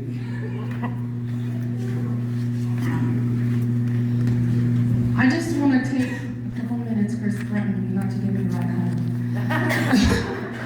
I want to commend everybody for standing up here, but I want to make and bring it to the attention of the people that are standing here that this moratorium was in effect, I believe, a year ago, to write this for 12 months, and nobody shows up. So if we want this to be in effect, you guys have to be here to help these people write these ordinances. Because if for the next 12 months or 3 years or whatever we do, if nobody shows up until the 11th hour, we can't expect these guys to do it. It has to be done from the constituents, from the people that are here. That's all I'm gonna have to say, so I can still have a ride home. Thanks, Matt. I guess I'm just gonna let everybody know, or be aware of what actually took place last year. We did do a moratorium. We did do a moratorium for a year. I wrote an ordinance for data centers last year. But because no data centers were inquiring about doing any work in the county, it got pushed to the bottom because we were getting solar calls. We were getting battery facility calls. We were getting lots of complaints about wind energy ordinances the way they were written. So the focus on those other ordinances got pushed to the top, data centers got pushed to the bottom, and that's why we're here again. So again, I'm open to the 36 months, but if we're gonna reword the moratorium, I think 12 months would be sufficient because we have the option to extend it. With that being said, I'm also probably the one that's gonna write the ordinance, and I know how long it's gonna take me. And I can do it in less than a year. Go ahead. If you can adjust it longer or shorter, what's the difference? Take the 36, don't use it. Again, we've got to get it through a vote. If we put 36 and it doesn't get voted, we don't have the moratorium at all. Why would you not vote for 36 if you can move it? That's a good question. But I'm the chairman, I don't get a vote. I know, but we have to advise a time frame, and I want everybody here to agree on it. So do we agree on 36 months? Because we have language in there for it to be removed, and if we get an ordinance done in 4 months, we can have it removed in 4 months. If it takes 8 months, we can have it removed in 8. Can you write in the moratorium ends upon approval of the ordinance? I don't think we have to, we just have to vote to have it removed once the ordinance is done. So give yourself the time to work it well. You either work really well and get it done faster, so much better. Exactly. So is it possible to have everybody on the board just throw out their gut number? So we heard 120 days. Is there I'm vast fine with disparity that. on the board? I'm open to suggestions from the rest of the board. Something we can recommend to the county commission. My opinion, excuse me, on the 1 year. My opinion on the 1 year. We're here now, we're present. Everybody's got their thoughts there, they want to fight. Let's keep it active, keep it, so it doesn't drag out 3 years. And then what group loses interest, what group wants to join in, doesn't want to join in. You know, the board's up here working hard. We're trying to get things lined up. And we've spent many, many hours. You know, we're all working on it harder now. Let's keep working on it, get it within a time frame that's reachable by us also. In 3 years, some of our board's gonna change. We start with new members or different members, or people come or move or go. We start over. Keep it active, keep it moving forward. Let's get to the finish line. Thank you.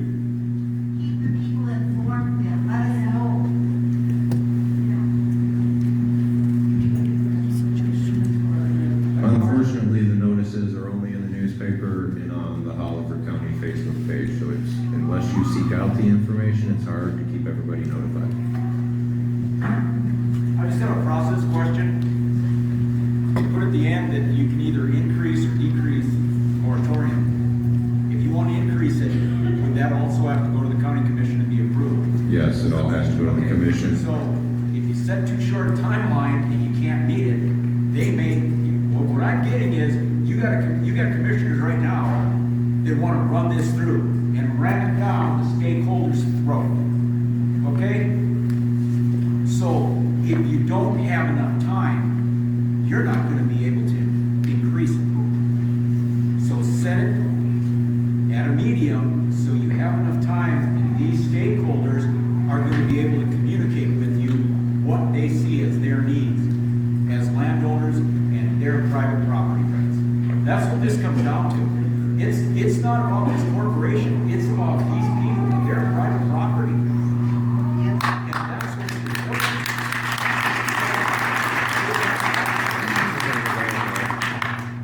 That's the process problem I've got, is you got a county commission that may never allow you to increase that time frame. Thank you.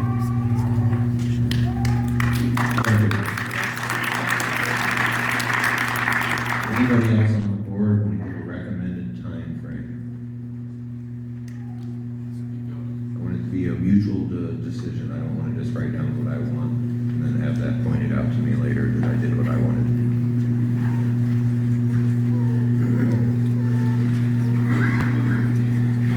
No other suggestions? I would recommend the 36 months. Yes. Because if we get this done before everything's together, we can always tell the county commissioners we have everything in line, this is what we want. 36 months does allow public input, and I would agree with Troy here. We need to have this public input. We need help from you guys. We don't think of everything. We try, but we don't always think of everything. So please come to our meetings, please help us out. We do want it. We do want you guys to be active and involved in this. So I recommend 36 months. If it gets done faster, great. Then we take off.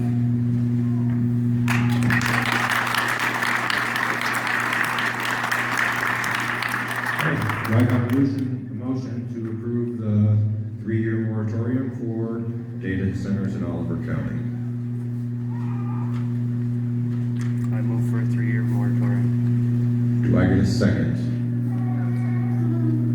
All in favor? All opposed?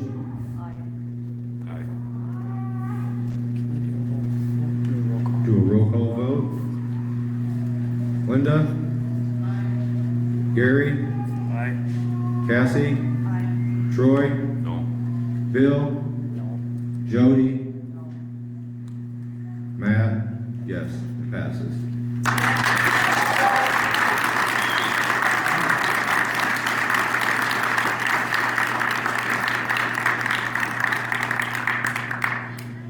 Okay, next we have ordinance discussions for DAC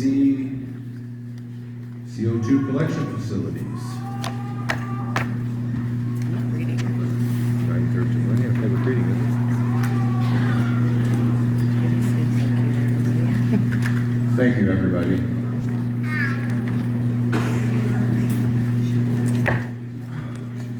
you want me to like say something about this? Yeah. I gotta go to the bathroom again, I'm stressed. So, board members, this is discussion time. We've went through these CO2 direct air capture ordinances several meetings. At this point, if you have any comments, suggestions, changes, whatever, now would be the time.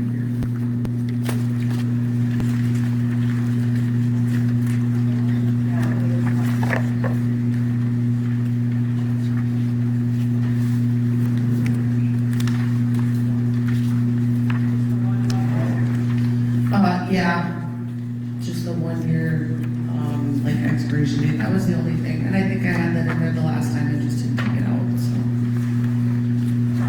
That was the only change.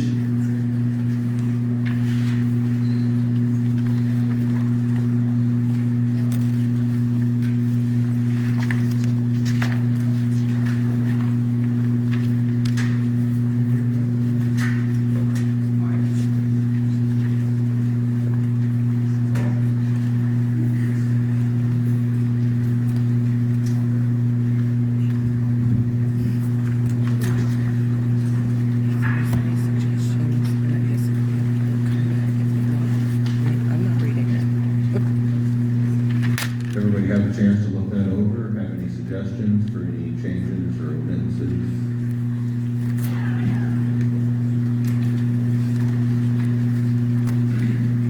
have anybody from the public that has anything to say about carbon dioxide collection facilities?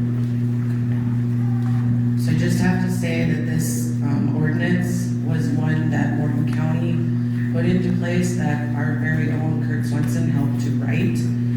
So we appreciate that, because when I talked to Natalie Pierce down in Morgan County, who was their planning and zoning director, she said without him, there wouldn't be as much in here that is needed to help regulate these facilities. So we did take a lot of what was suggested for Oliver County uses. So if anybody has a comment, we'll take it. This isn't up for a hearing. It's not going to the commissioners yet. We still have to schedule a hearing and everything. But if anybody has any comments, concerns about carbon dioxide collection facilities, we'll take them.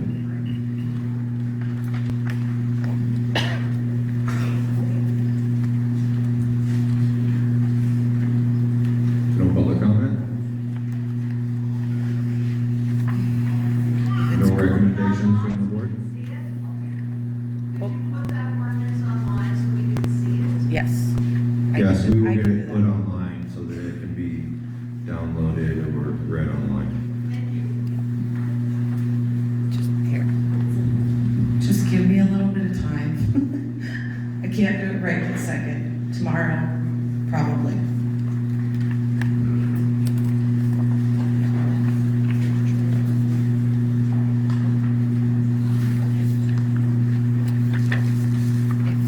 Good with the language. Wait, if the board is good with the language, we can schedule a public hearing for next month's meeting and do this all over again. And hopefully I don't lose my voice. Is everybody good? Then we will schedule this for a public reading. We'll get a 2-week notice out in the paper. Anybody that has any comments or questions after it's online and you can have a chance to look at it, more than welcome to come to the meeting. We'd appreciate your input.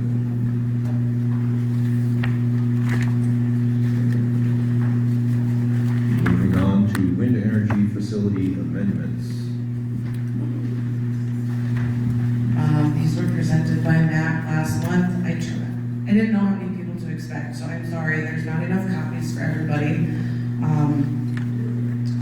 The board members, it's a packet. There are comments from residents who support some of these changes. So if you have comments, we just need to figure out how we're gonna add these in there, if that's what the board chooses to do.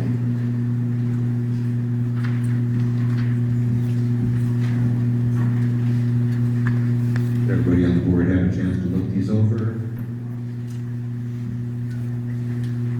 I guess from my perspective, I don't know if we need to do one if we do the other. One of the draft ordinance amendments is a cap on all wind energy in Oliver County.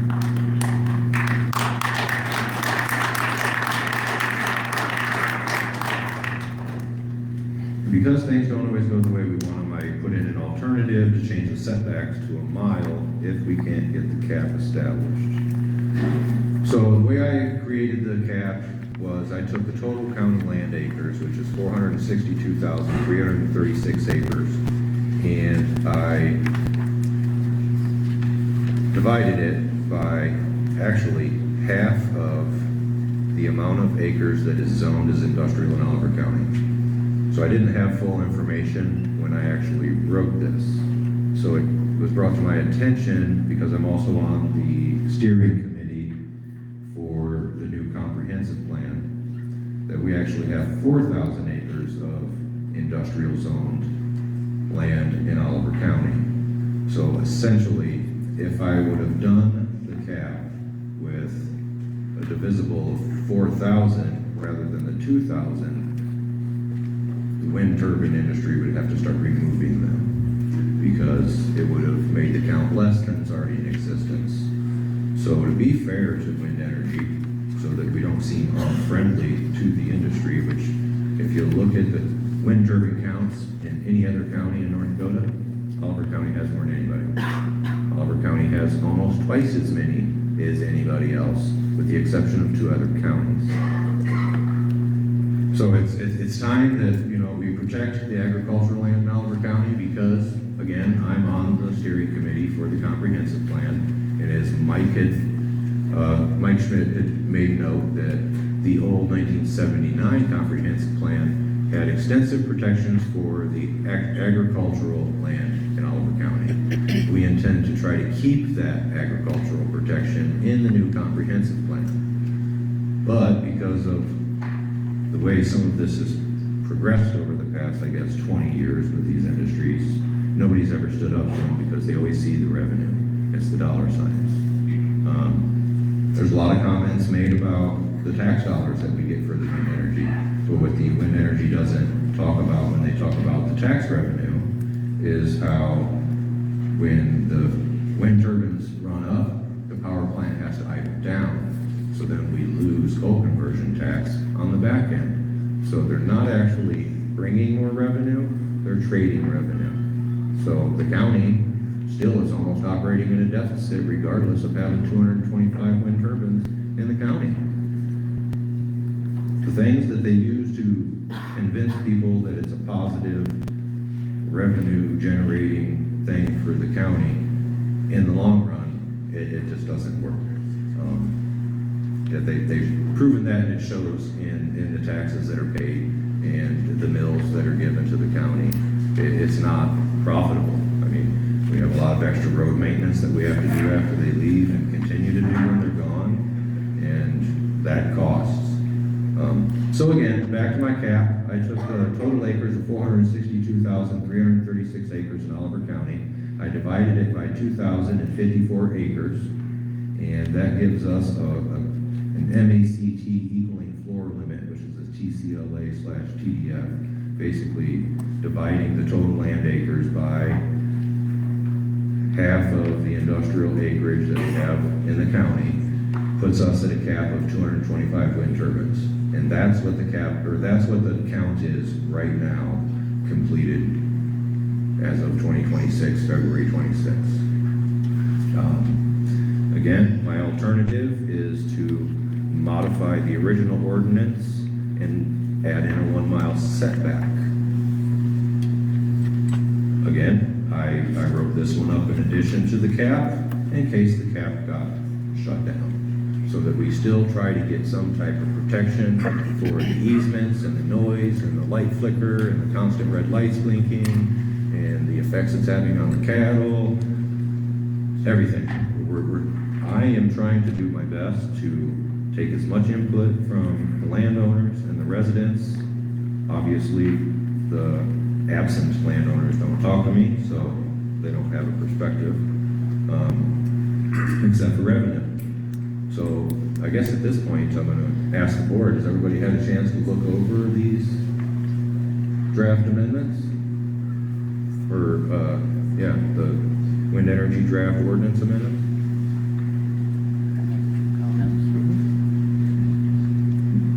I talked to an attorney about this, and he said these amendments would not stand. We have two companies that have been developing projects in the county. The one has been for, I think they said 7 years. And to change the rules in the middle of the game, we're asking for a lawsuit, and it's a lawsuit we'll lose. Well, we claim that we're changing the game right in the middle of it. As of right now, I don't think we have any approved permits for any construction that hasn't already happened. So it's actually, I would say, at the end of the fourth quarter of the game, or the end of the game altogether, and it's time to play a new game. So, What about our attorney sitting right there? What's he saying?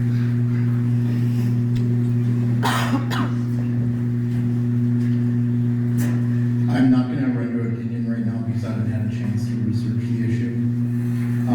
However, I will agree with what Matt said here, that there have been no approved permits.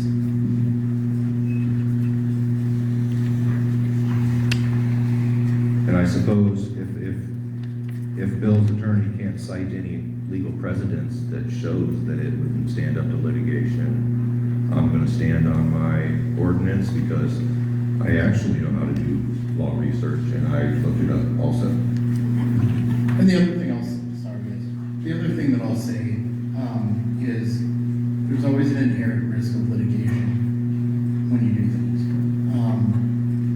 And I'll just leave it at that. And again, that's why we're writing the comprehensive plan the way we are, because the comprehensive plan dictates that this is an agricultural county, and once that new comprehensive plan for 2050 gets put into place, it's gonna back these ordinances that we're writing. So, again, the comprehensive plan can't be litigated against. Yes, sir.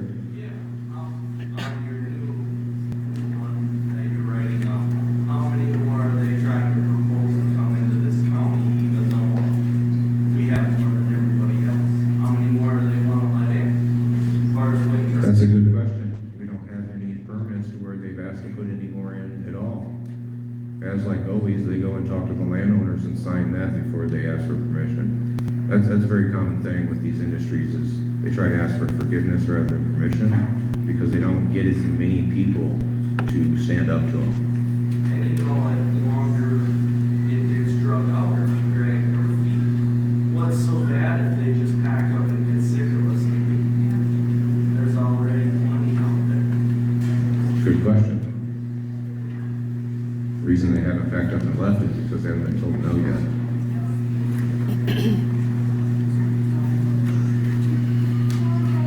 Yes.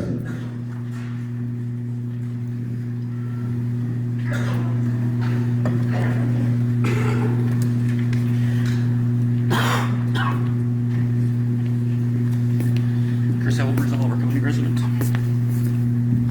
Chris Albers, Oliver County resident, farmer and rancher. Full disclosure, we have 2 towers on our ground. I have not read the 50-year-old statement, but it is 50 years old and might need a little revision there. Wind towers on our ground take up, one of them probably takes 3 or 4/10 of an acre, one about an acre, so minimal crop loss. I wish they were pasture ground, but that has gone away. It certainly served a purpose for us that you can go and check pastures a heck of a lot easier with a nice road there rather than eat some crop ground. But I am not in favor of this cap in any way, shape, or form. I think you're completely misguided there, and I would like to see that go away. Thank you for your comment. That question. Yes. Yes, go ahead, Mike.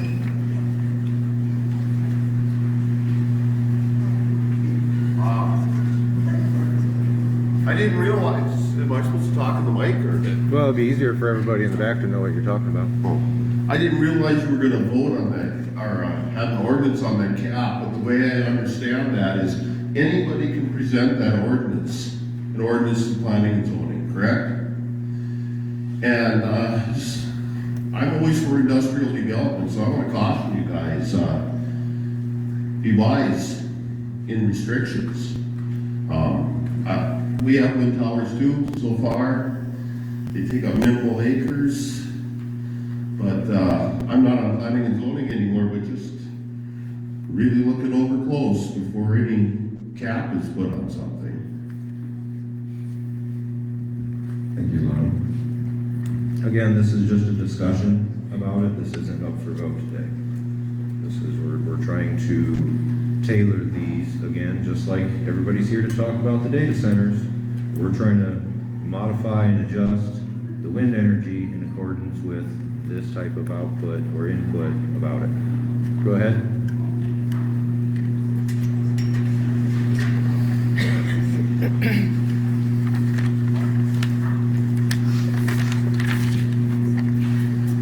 Good evening, thank you for your time. My name is Greg Denny. I'm here as a representative for the Flat Rock Wind Project. Just to clarify some data, our project developer, Austin Collins, would like to be here, but he's on medical leave, so he's not able to be. A couple of comments. The effect of a 1 mile setback given all of the other setbacks that already exist in terms of property lines, section lines, all the different kinds of environmental setbacks that exist, to put a 1 mile setback in there is a de facto moratorium or cap. You will effectively eliminate any more. So one way or the other, if you choose to do a cap preventing, a 1 mile setback would do the same thing in effect. To clarify, we have been working on signing leases on this project since spring or summer of 2021. So that's almost 5 years, just to clarify the timeline. And then also to clarify, as far as asking for permission before talking to landowners, I think you would all agree, if you take a minute to reflect, if we were to come to the county with a project idea with no input from any of the landowners, no land leases signed, haven't talked to any of the landowners, haven't planned a route for the transmission lines, if we came before the board with that, you would have nothing to decide on. And I think most boards would probably laugh at us and say, come back when you actually have some support, when you have a project to show us. So that's the purpose of speaking to the landowners, getting the project in place, getting landowners who are on board, getting an actual designed plan, and getting a route for the transmission lines. So at this point, I know that Austin clarified at the meeting last month, the project is virtually at the point of being able to request the permits. Flat Rock has been working with Oliver County on this wind ordinance all through this last year. We're ready to apply.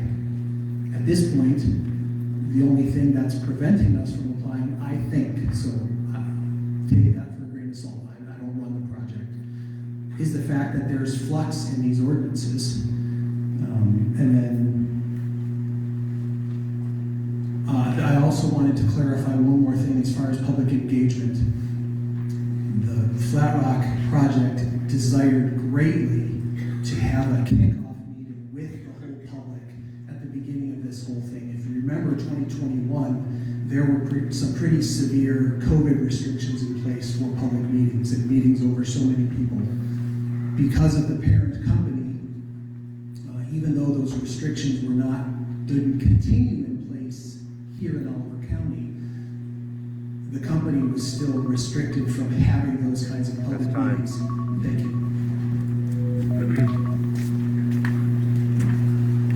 I just want to clarify, I wasn't insinuating that you needed to come and ask permission or file the permit before talking to landowners. That was my answer to why we don't know how many are currently proposed, is because that's not how the process works. So appreciate that comment. Now, I just got a process question again. Yep. Listen, you guys, solar and wind companies, energy companies, they go before a FERC and they get the queue. Flat Rock's probably been in the queue for 4 years. So this deal of they couldn't tell you, sure they could have. As soon as that company went in the queue under FERC to get permission to begin the process, they could have come to Oliver County Commission, the Oliver County paper, and said, hey, we want to build some wind towers. Folks, you gotta learn to ask the right question, okay? Because if you're not asking the right questions, you're not going to get the right answer. That company knew 3 to 4 years when they entered FERC's queue to build a wind farm that they were going to be in Oliver County. This is not something that they just went to the people first, to the landowners. They could have come to the county and said, we've entered the queue, it's probably going to take us 3 years. In Mercer County, the last time there was a wind company and a solar company, they were talking 5 years to be in the FERC's queue before they ever come to fruition. So, you gotta be careful what you're listening to and who you're listening to. These companies were in a queue.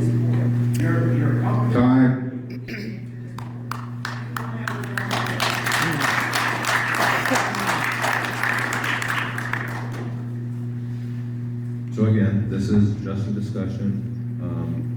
Over the past year that I've been on planning and zoning, I think we've had one person to come in that was pro wind energy, but I bet you we had 3 or 4 people at every meeting the whole year that opposed wind energy, which is why I wrote these amendments.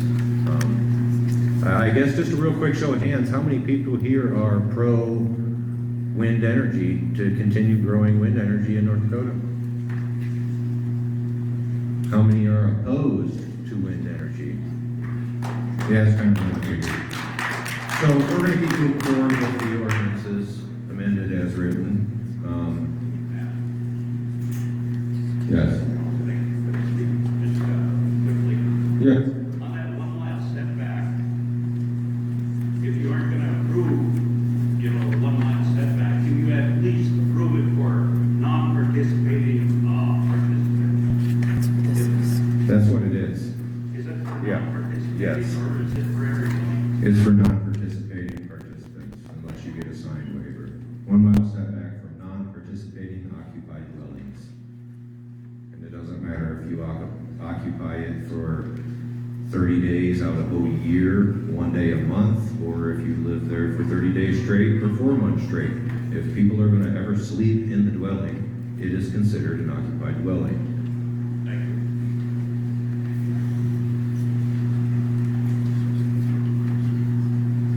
you. Any more comments? Yes, sir.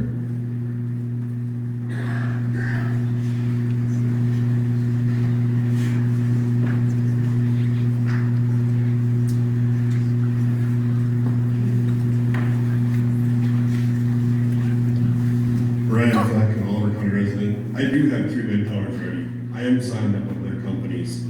It makes it possible for me to be able to stay on my farm, on my ranch, and be able to operate as a small operation. That's all I have to say. Can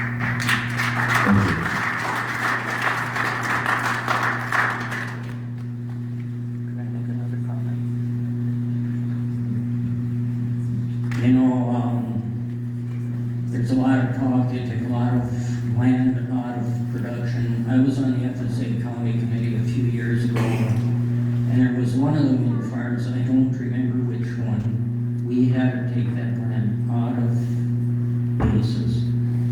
And most of the turbines were between 1 and 1.5 acres.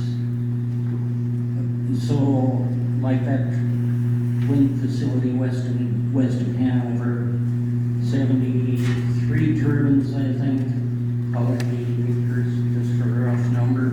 A couple months ago, we got an application from BNI to add a quarter section to mine. I'm sure we'll approve that permit without a second thought. And the thing that they take a lot of land out of production, it doesn't hold water with me.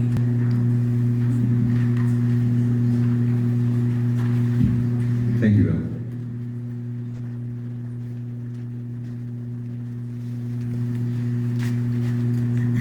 Bradley Dahl, Oliver County resident as well. I know a lot of people here are against a lot of the industries coming in, whether it be wind, whether it be the data centers. I think everybody needs to look at the facts. Don't just listen to what you're hearing. And the other deal is we have to look at, is if the coal mine and the power plant was not here, if it had never been built here, what would Center be? You would still have your farm, but it would be a farm and ranch community only. There would be no school here. It would be another Hanover. They need to coexist. I don't have farmland myself. I don't have a ranch myself. But I do have 2 businesses that operate out of Center. I've got millions invested into this community. I own the restaurant in town. If workers come, they come to the restaurant. That helps our industry here. The tax dollars, the industry that those people are going to bring here, the money they're going to bring to this community is what's going to keep it alive. I agree that we need to put regulations in place first. But you have to also understand that if we say no to everything, we're going to have nothing. We have to allow some additional industries to come here. The wind generation, it takes coal power to push wind generation down the transmission lines. Without BNI here, without the plant here, wind generation would not be here because they can't push it down the transmission lines more than a few miles.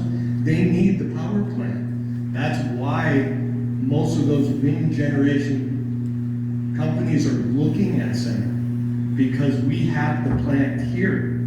It's going to impact a lot of people, but you can't tell me the mine didn't impact a lot of people.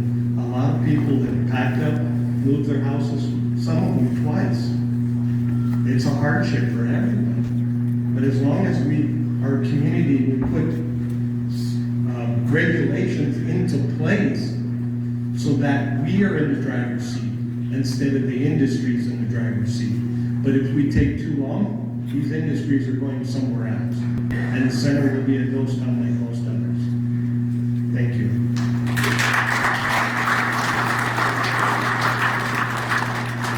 Thank you.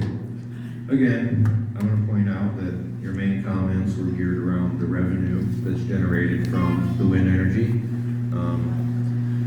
the impacts that it had on coal, the perception of wind power and coal came to Oliver County. So I'm going to ask everybody this question.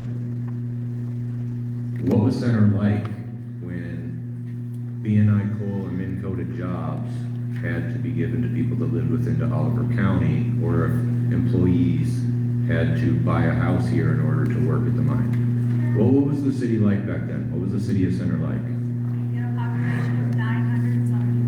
Was there a grocery store? Yes.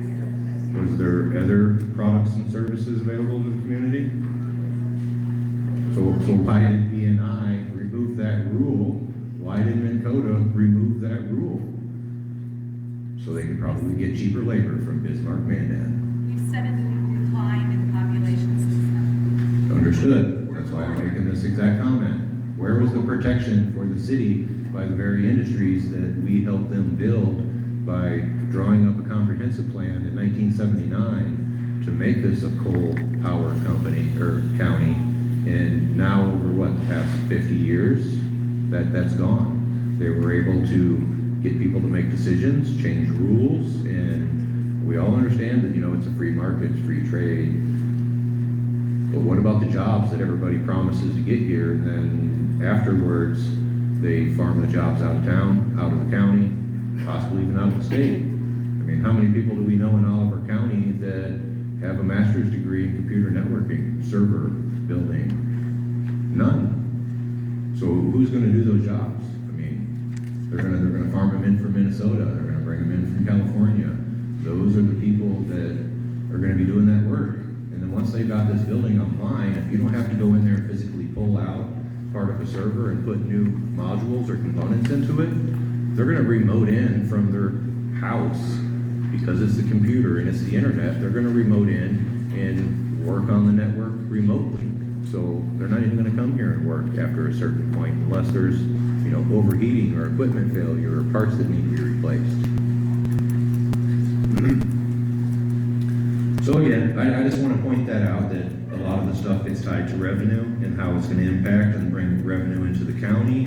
But on the same token, same people let the industries farm the jobs out of the county so that they continue to be highly profitable.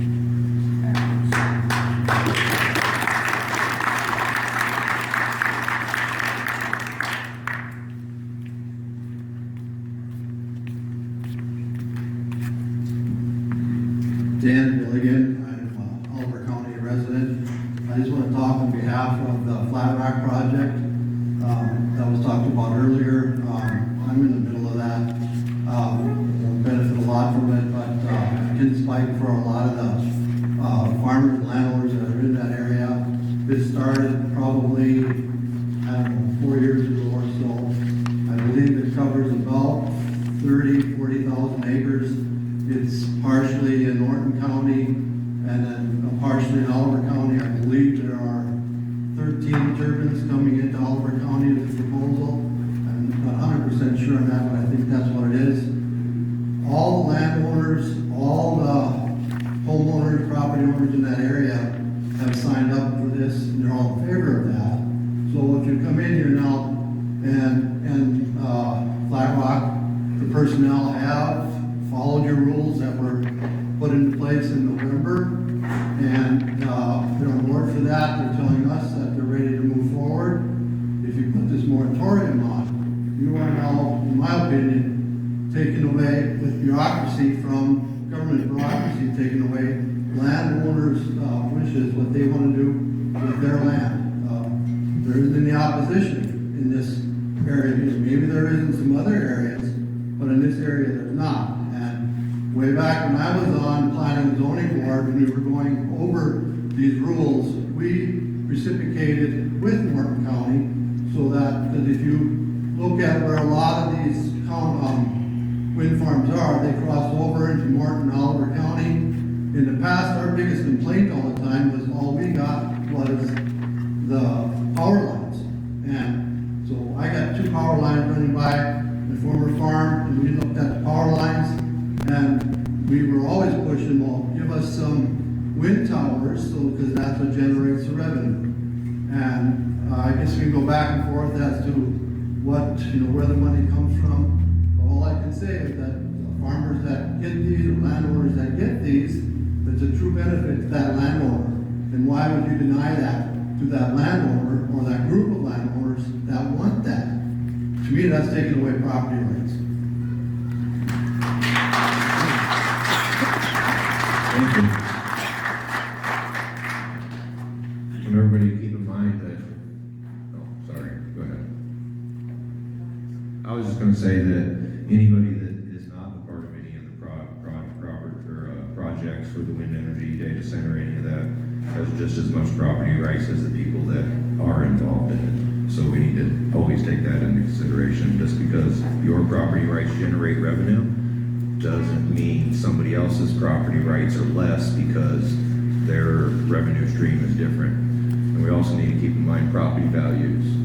Property value is a property right also. And when you surround somebody's property with wind energy, and God forbid something tragic happened to anybody that lives in this community, but if they had to sell that ranch and could only get a quarter of what it's worth because it's surrounded, that would be detrimental to them, just like the claims of the revenue that other people make from the wind energy and the other industry projects. Go ahead, Sarah.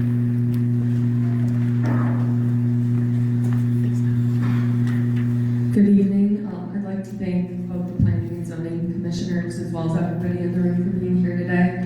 My name is Sarah Montone. I work for NextEra Energy Resources, which I'll refer to as NextEra through my statement. I have 3 comments for the Commission this evening based on the wind ordinance as it is proposed today, specifically the amendments, I should say, as they're proposed.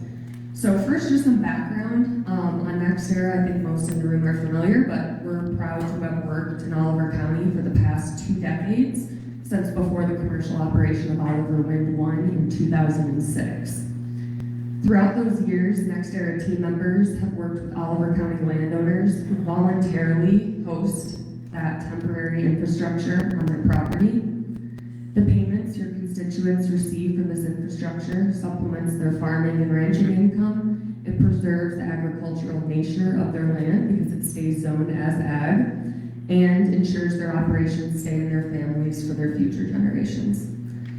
In addition, NextEra takes great pride in supporting the communities we operate in. For example, since 2019, here alone in Oliver County, we've donated over $639,000 in and around the community to your schools, the Emergency Service Department, the Sheriff's Department, the courthouse, and various other organizations.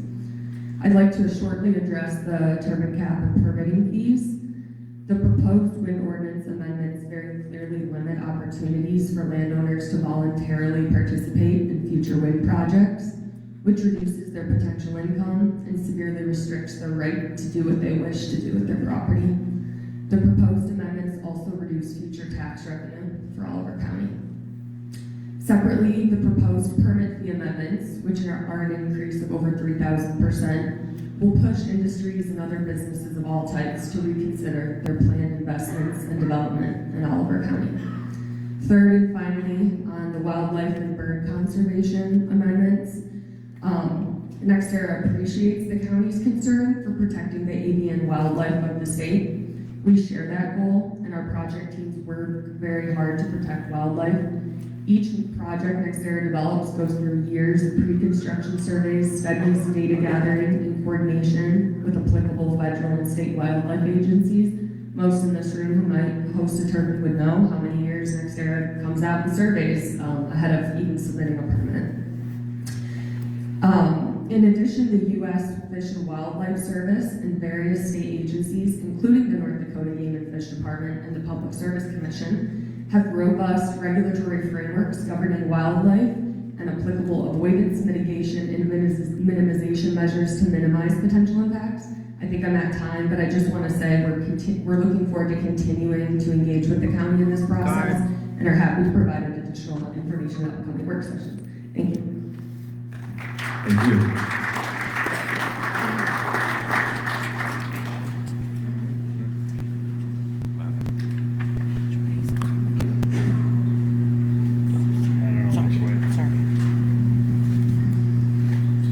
Comment I'd like to make about it also is on the tax side of it. I don't know, Brad has mentioned, the tax revenue. Think also the next time you call 911 and there's not money in the county, or you call the ambulance crew, or your fire department, the city that is here, the works that we do have. There's a tax base that comes to help everyone in the county. It's not just to hurt the neighbor or to help the neighbor, but everyone can benefit part of this through a tax base, so that it does generate the roads we drive on. The school, it helps in the town center. There is positives too. It's not all negative. There is some benefit that comes into everyone can look at this whole thing and think, the next time I call 911, someone answers, or we don't have them. So, just a comment. Thank you.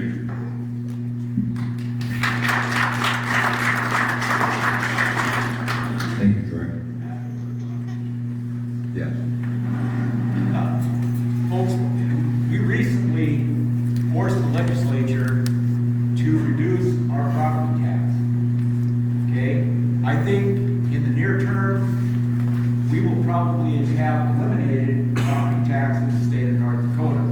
I would ask NextEra, if we can eliminate property tax in the state of North Dakota, will you go to the legislature and fight and then do a tax statute so that you will still pay in lieu of property tax? Because if what people are saying is, and you're saying is, man, we're bringing so much money into these counties, we want, we're helping you. Are you going to go to the state legislature in Bismarck and tell them if property tax is gone for residents, we're not paying property tax anymore either? Or are you going to go to the legislature and accept in lieu of property tax, like Basin and Lions State? Thank you. Because Thank you. That's coming.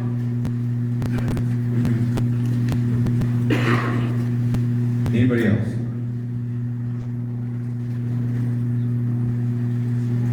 Yes, sir. So if all this is bad, we don't want any of this to come to Oliver County, how are we gonna survive? I don't think anybody's saying it's all bad and we don't want it to come. I think we're saying that we want to have some control. And if we don't get the income from these other infrastructures that want to come to this county, we're gonna be, like they said earlier, ghost town. Thank you.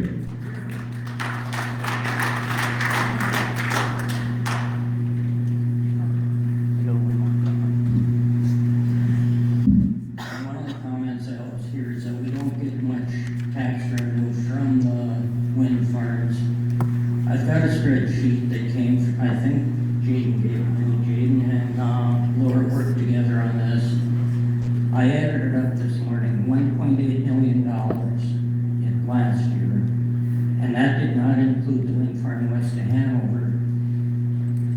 if we didn't have that, are we gonna increase property taxes? You take the number of acres in the county and divide it into that 1.8 million, it comes to $4 an acre. So if you've got 1,000 acres, it'd be another $4,000 on your tax bill. Thank you. Just out of curiosity, how much of that, how much did you say, 1.9 million? What's that? How much was that? 1.1 million? 1.8. How much of that was just from wind energy or industries? That's just wind energy. Some of the dollars on there included transmission line. Grab the microphone, please. Oh, sorry.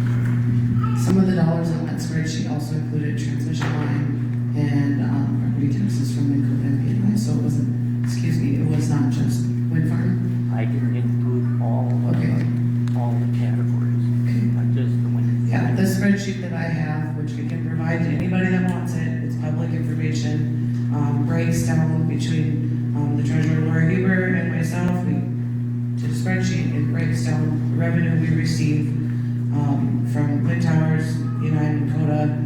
It also splits it out amongst all of the entities, so it's not just the county funds receiving it, it is also the schools, the ambulance, and fire districts. So, I don't know if your total was just, I don't think that was just county, that was like total, right? Is that revenue stream all tied to property tax? It's some of Biggest it. beneficiary of that tax revenue was the schools. There's one, I don't remember, maybe this one outside town here, $370,000 to the center school. And there's money goes to New Salem School, New Salem Ambulance, Wyoming School, but it's tax money. And whether it stays in the courthouse or goes to the school, it helps. There you go. How long do they have to pay that tax? Until they quit farming? Or do they have 8 or 10 years and they don't have to pay any tax? I'm not a tax assessor, so I would have to assume that they would pay the taxes as long as the structure was in place and producing energy. And after that, they would have to decommission and remove it, and therefore there would be no tax after it was removed. I think something we have to really think about too is you made a comment that Oliver County has more wind towers than any other county in the state, and we still don't have enough money. How much is enough? Exactly.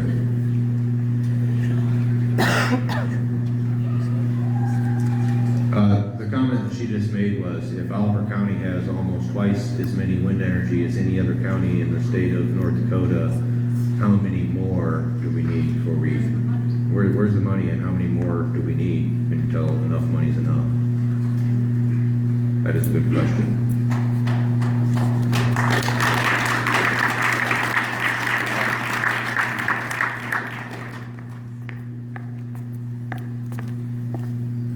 Thank you, Chairman Wilkins. Thank you, members of the board. Delton Bay, Morton County. I just want to make a comment. Number one, I really appreciate everyone being out here tonight because public involvement is what keeps our republic alive. And when we are engaged in civil discourse, this is how we keep our republic. I would have a recommendation for the board. Seems like there's a lot of passion for industry coming into this county, specifically data centers. And it's going to be a big thing whether we approve or don't approve it for this county, and it's going to affect generations to come. So my recommendation would be to create a 7-person ad hoc subcommittee, and let's get the stakeholders involved in the decisions. You guys are going to have a 3-year moratorium. There's a lot of work that's going to need to be done, a lot of discussion, and they're only human too. There's only so much that can be on their plate to get things figured out. And if we're passionate about these things, let's also assist with the decision makers to make the right decisions. So my recommendation would be let's maybe create a subcommittee ad hoc with stakeholders so that you guys can also dig into things that there's only so much time you guys can dig into and help facilitate better discussions, facilitate better decisions, which will create a lifelong generational thing for our kids and grandkids in these communities, because these things are monumental decisions, and just one night with passion isn't going to solve them. We need to make wise decisions and be good stewards of what we have in front of us. So I would just recommend we put our heads together and help create those good decisions by creating, again, a subcommittee or something to help facilitate the future. So with that, I yield. Thank you, Chair. Thank you.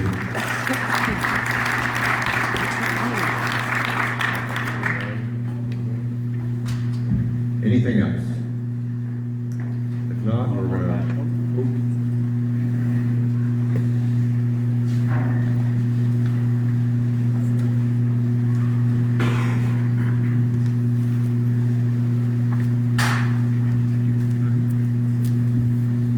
Good evening. My name is Randy Becker.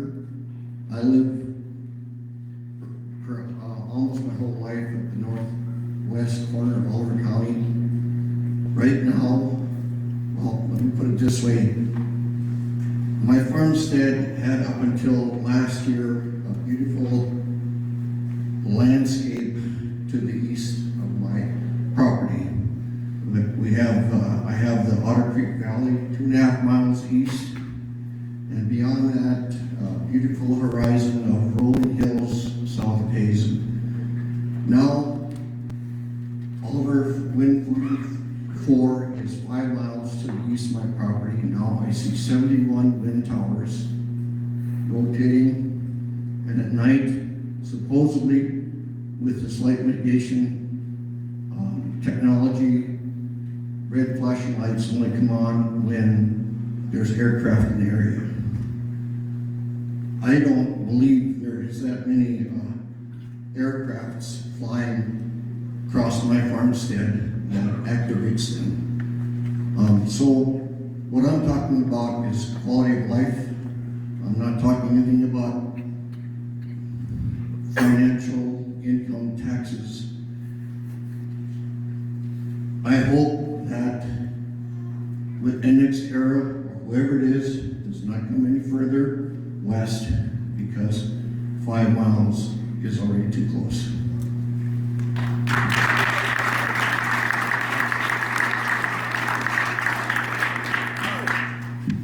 Thank you. Okay, we're gonna move on to data centers and cryptocurrency mining facilities for ordinance discussion. Well, I mean, it was just a discussion, right? Anybody else? Make sure that it's legal before we do anything. I mean, we're not voting this, right? Do you want to review these minutes before we do anything? Before we move forward? Can we do that? Sure. Not right now. Yeah, this is just discussion for, I mean, it wasn't. Do you have anything you want to input, Jody? I would say we already Covered what? covered this data centers. I understand, it's just on the agenda, this is for the actual ordinance, not for the mining moratorium. I'll make that. So in your packets, there's proposed languages from a couple of different counties plus the NACO template. We do need to work on ordinances regardless of what happens at the commission meeting, so just, it's for your information. We don't have to work on it, we don't have a draft, but please take it home, look at it, and when we do start working on the ordinances, community involvement would be great, so that we know what to do, and then we'll kind of go from there.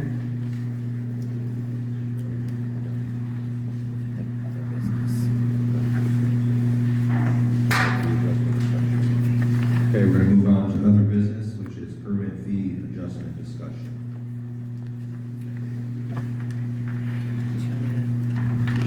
We know all about it. Okay, so Commissioner Digberg proposed a change to our conditional use permit fees. His son, Emmons County, would change theirs to a 3% of the total construction cost of the project. And then it is broken down. Right now, our conditional use permit fee for industrial projects is $200 plus $1 for every acre over, $200 or 0.001 times the total cost of the project, whichever is greater, plus $1 for every acre over 10 acres.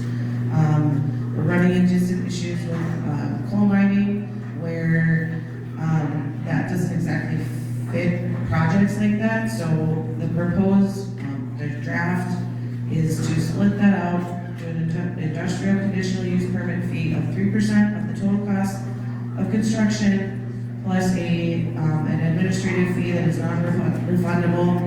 And then it's broken down, 25% due within 30 days of commission approval, and then 50% due within 30 days of any PSC approval if applicable, and then remaining balance due no later than 30 days prior to the start of construction. Again, this was recommended by Commissioner Berger. The admin fee, I just plugged a number in there. I know there were some comments from Mid-Coda, who submitted a letter that you guys should have in your packet about the increase. The $3,000 is obviously adjustable. The 3% though was recommended by one of our county commissioners, so that's kind of where this kind of came in at. And then for conditional use for coal mining and excavation, BNI did approach us to kind of ask that we look into this because other counties surrounding us who have coal mining do it separately than other purposes. So I did the same admin fee plus $5 for every acre over 10 acres. Again, the admin fee can be adjusted, so if there's concerns with it being too high, the board can recommend something different. This is purely a draft, so I just need to know what you guys would like to do, if there's comments or concerns about the amount. And in your packet, Jody asked me to compile all 53 counties and what their permit fees are. Not all counties have zoning, surprisingly, so they don't all have permit fees. So I compiled what I was able to get from other county auditors and planning and zoning directors. In Mid-Coda's letter, they also have a spreadsheet with some counties and their permit fees also. So just kind of using it to compare what you would like to do.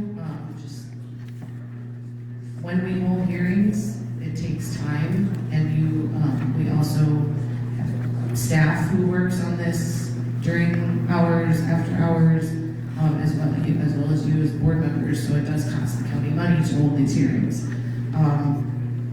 So an admin fee is kind of the very least we can do to handle this, but I will, I guess, wait to see what the board would like to do.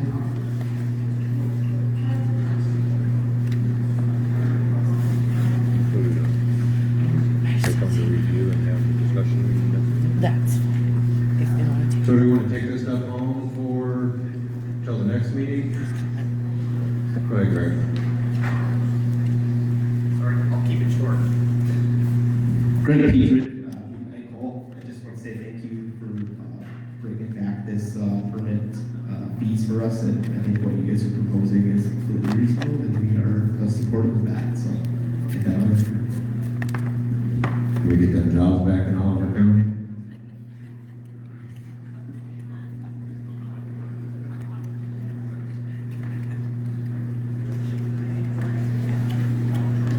So again, we can take this stuff home, look at it, we can revisit the fee structure next meeting. Anything else? Meeting adjourned. Meeting on the 13th for the rest of this stuff. Motion to table that, Table. fee structure. Do you want to table it, or do you want to act on it? Or I don't know, I guess I really haven't had a good chance to look at it. Table it. Can I get a motion to table the permit fee amendment? Can I get a second? I'll second. All in favor? Aye. Opposed? Motion carried. Meeting adjourned. Thank you guys all for your participation. Before everybody leaves, would you please assist in tearing down the chairs and tables? That would be really helpful. Thank you. Just wanted to give you this, this is the rest of what I was going to say. I didn't have no copy? No, well, you had a copy of the petition, but you did not have a copy. No, that's, I don't know, that's Melissa's. I'm Shannon. Sorry. I'm getting old eyes. My husband blew it up. Thank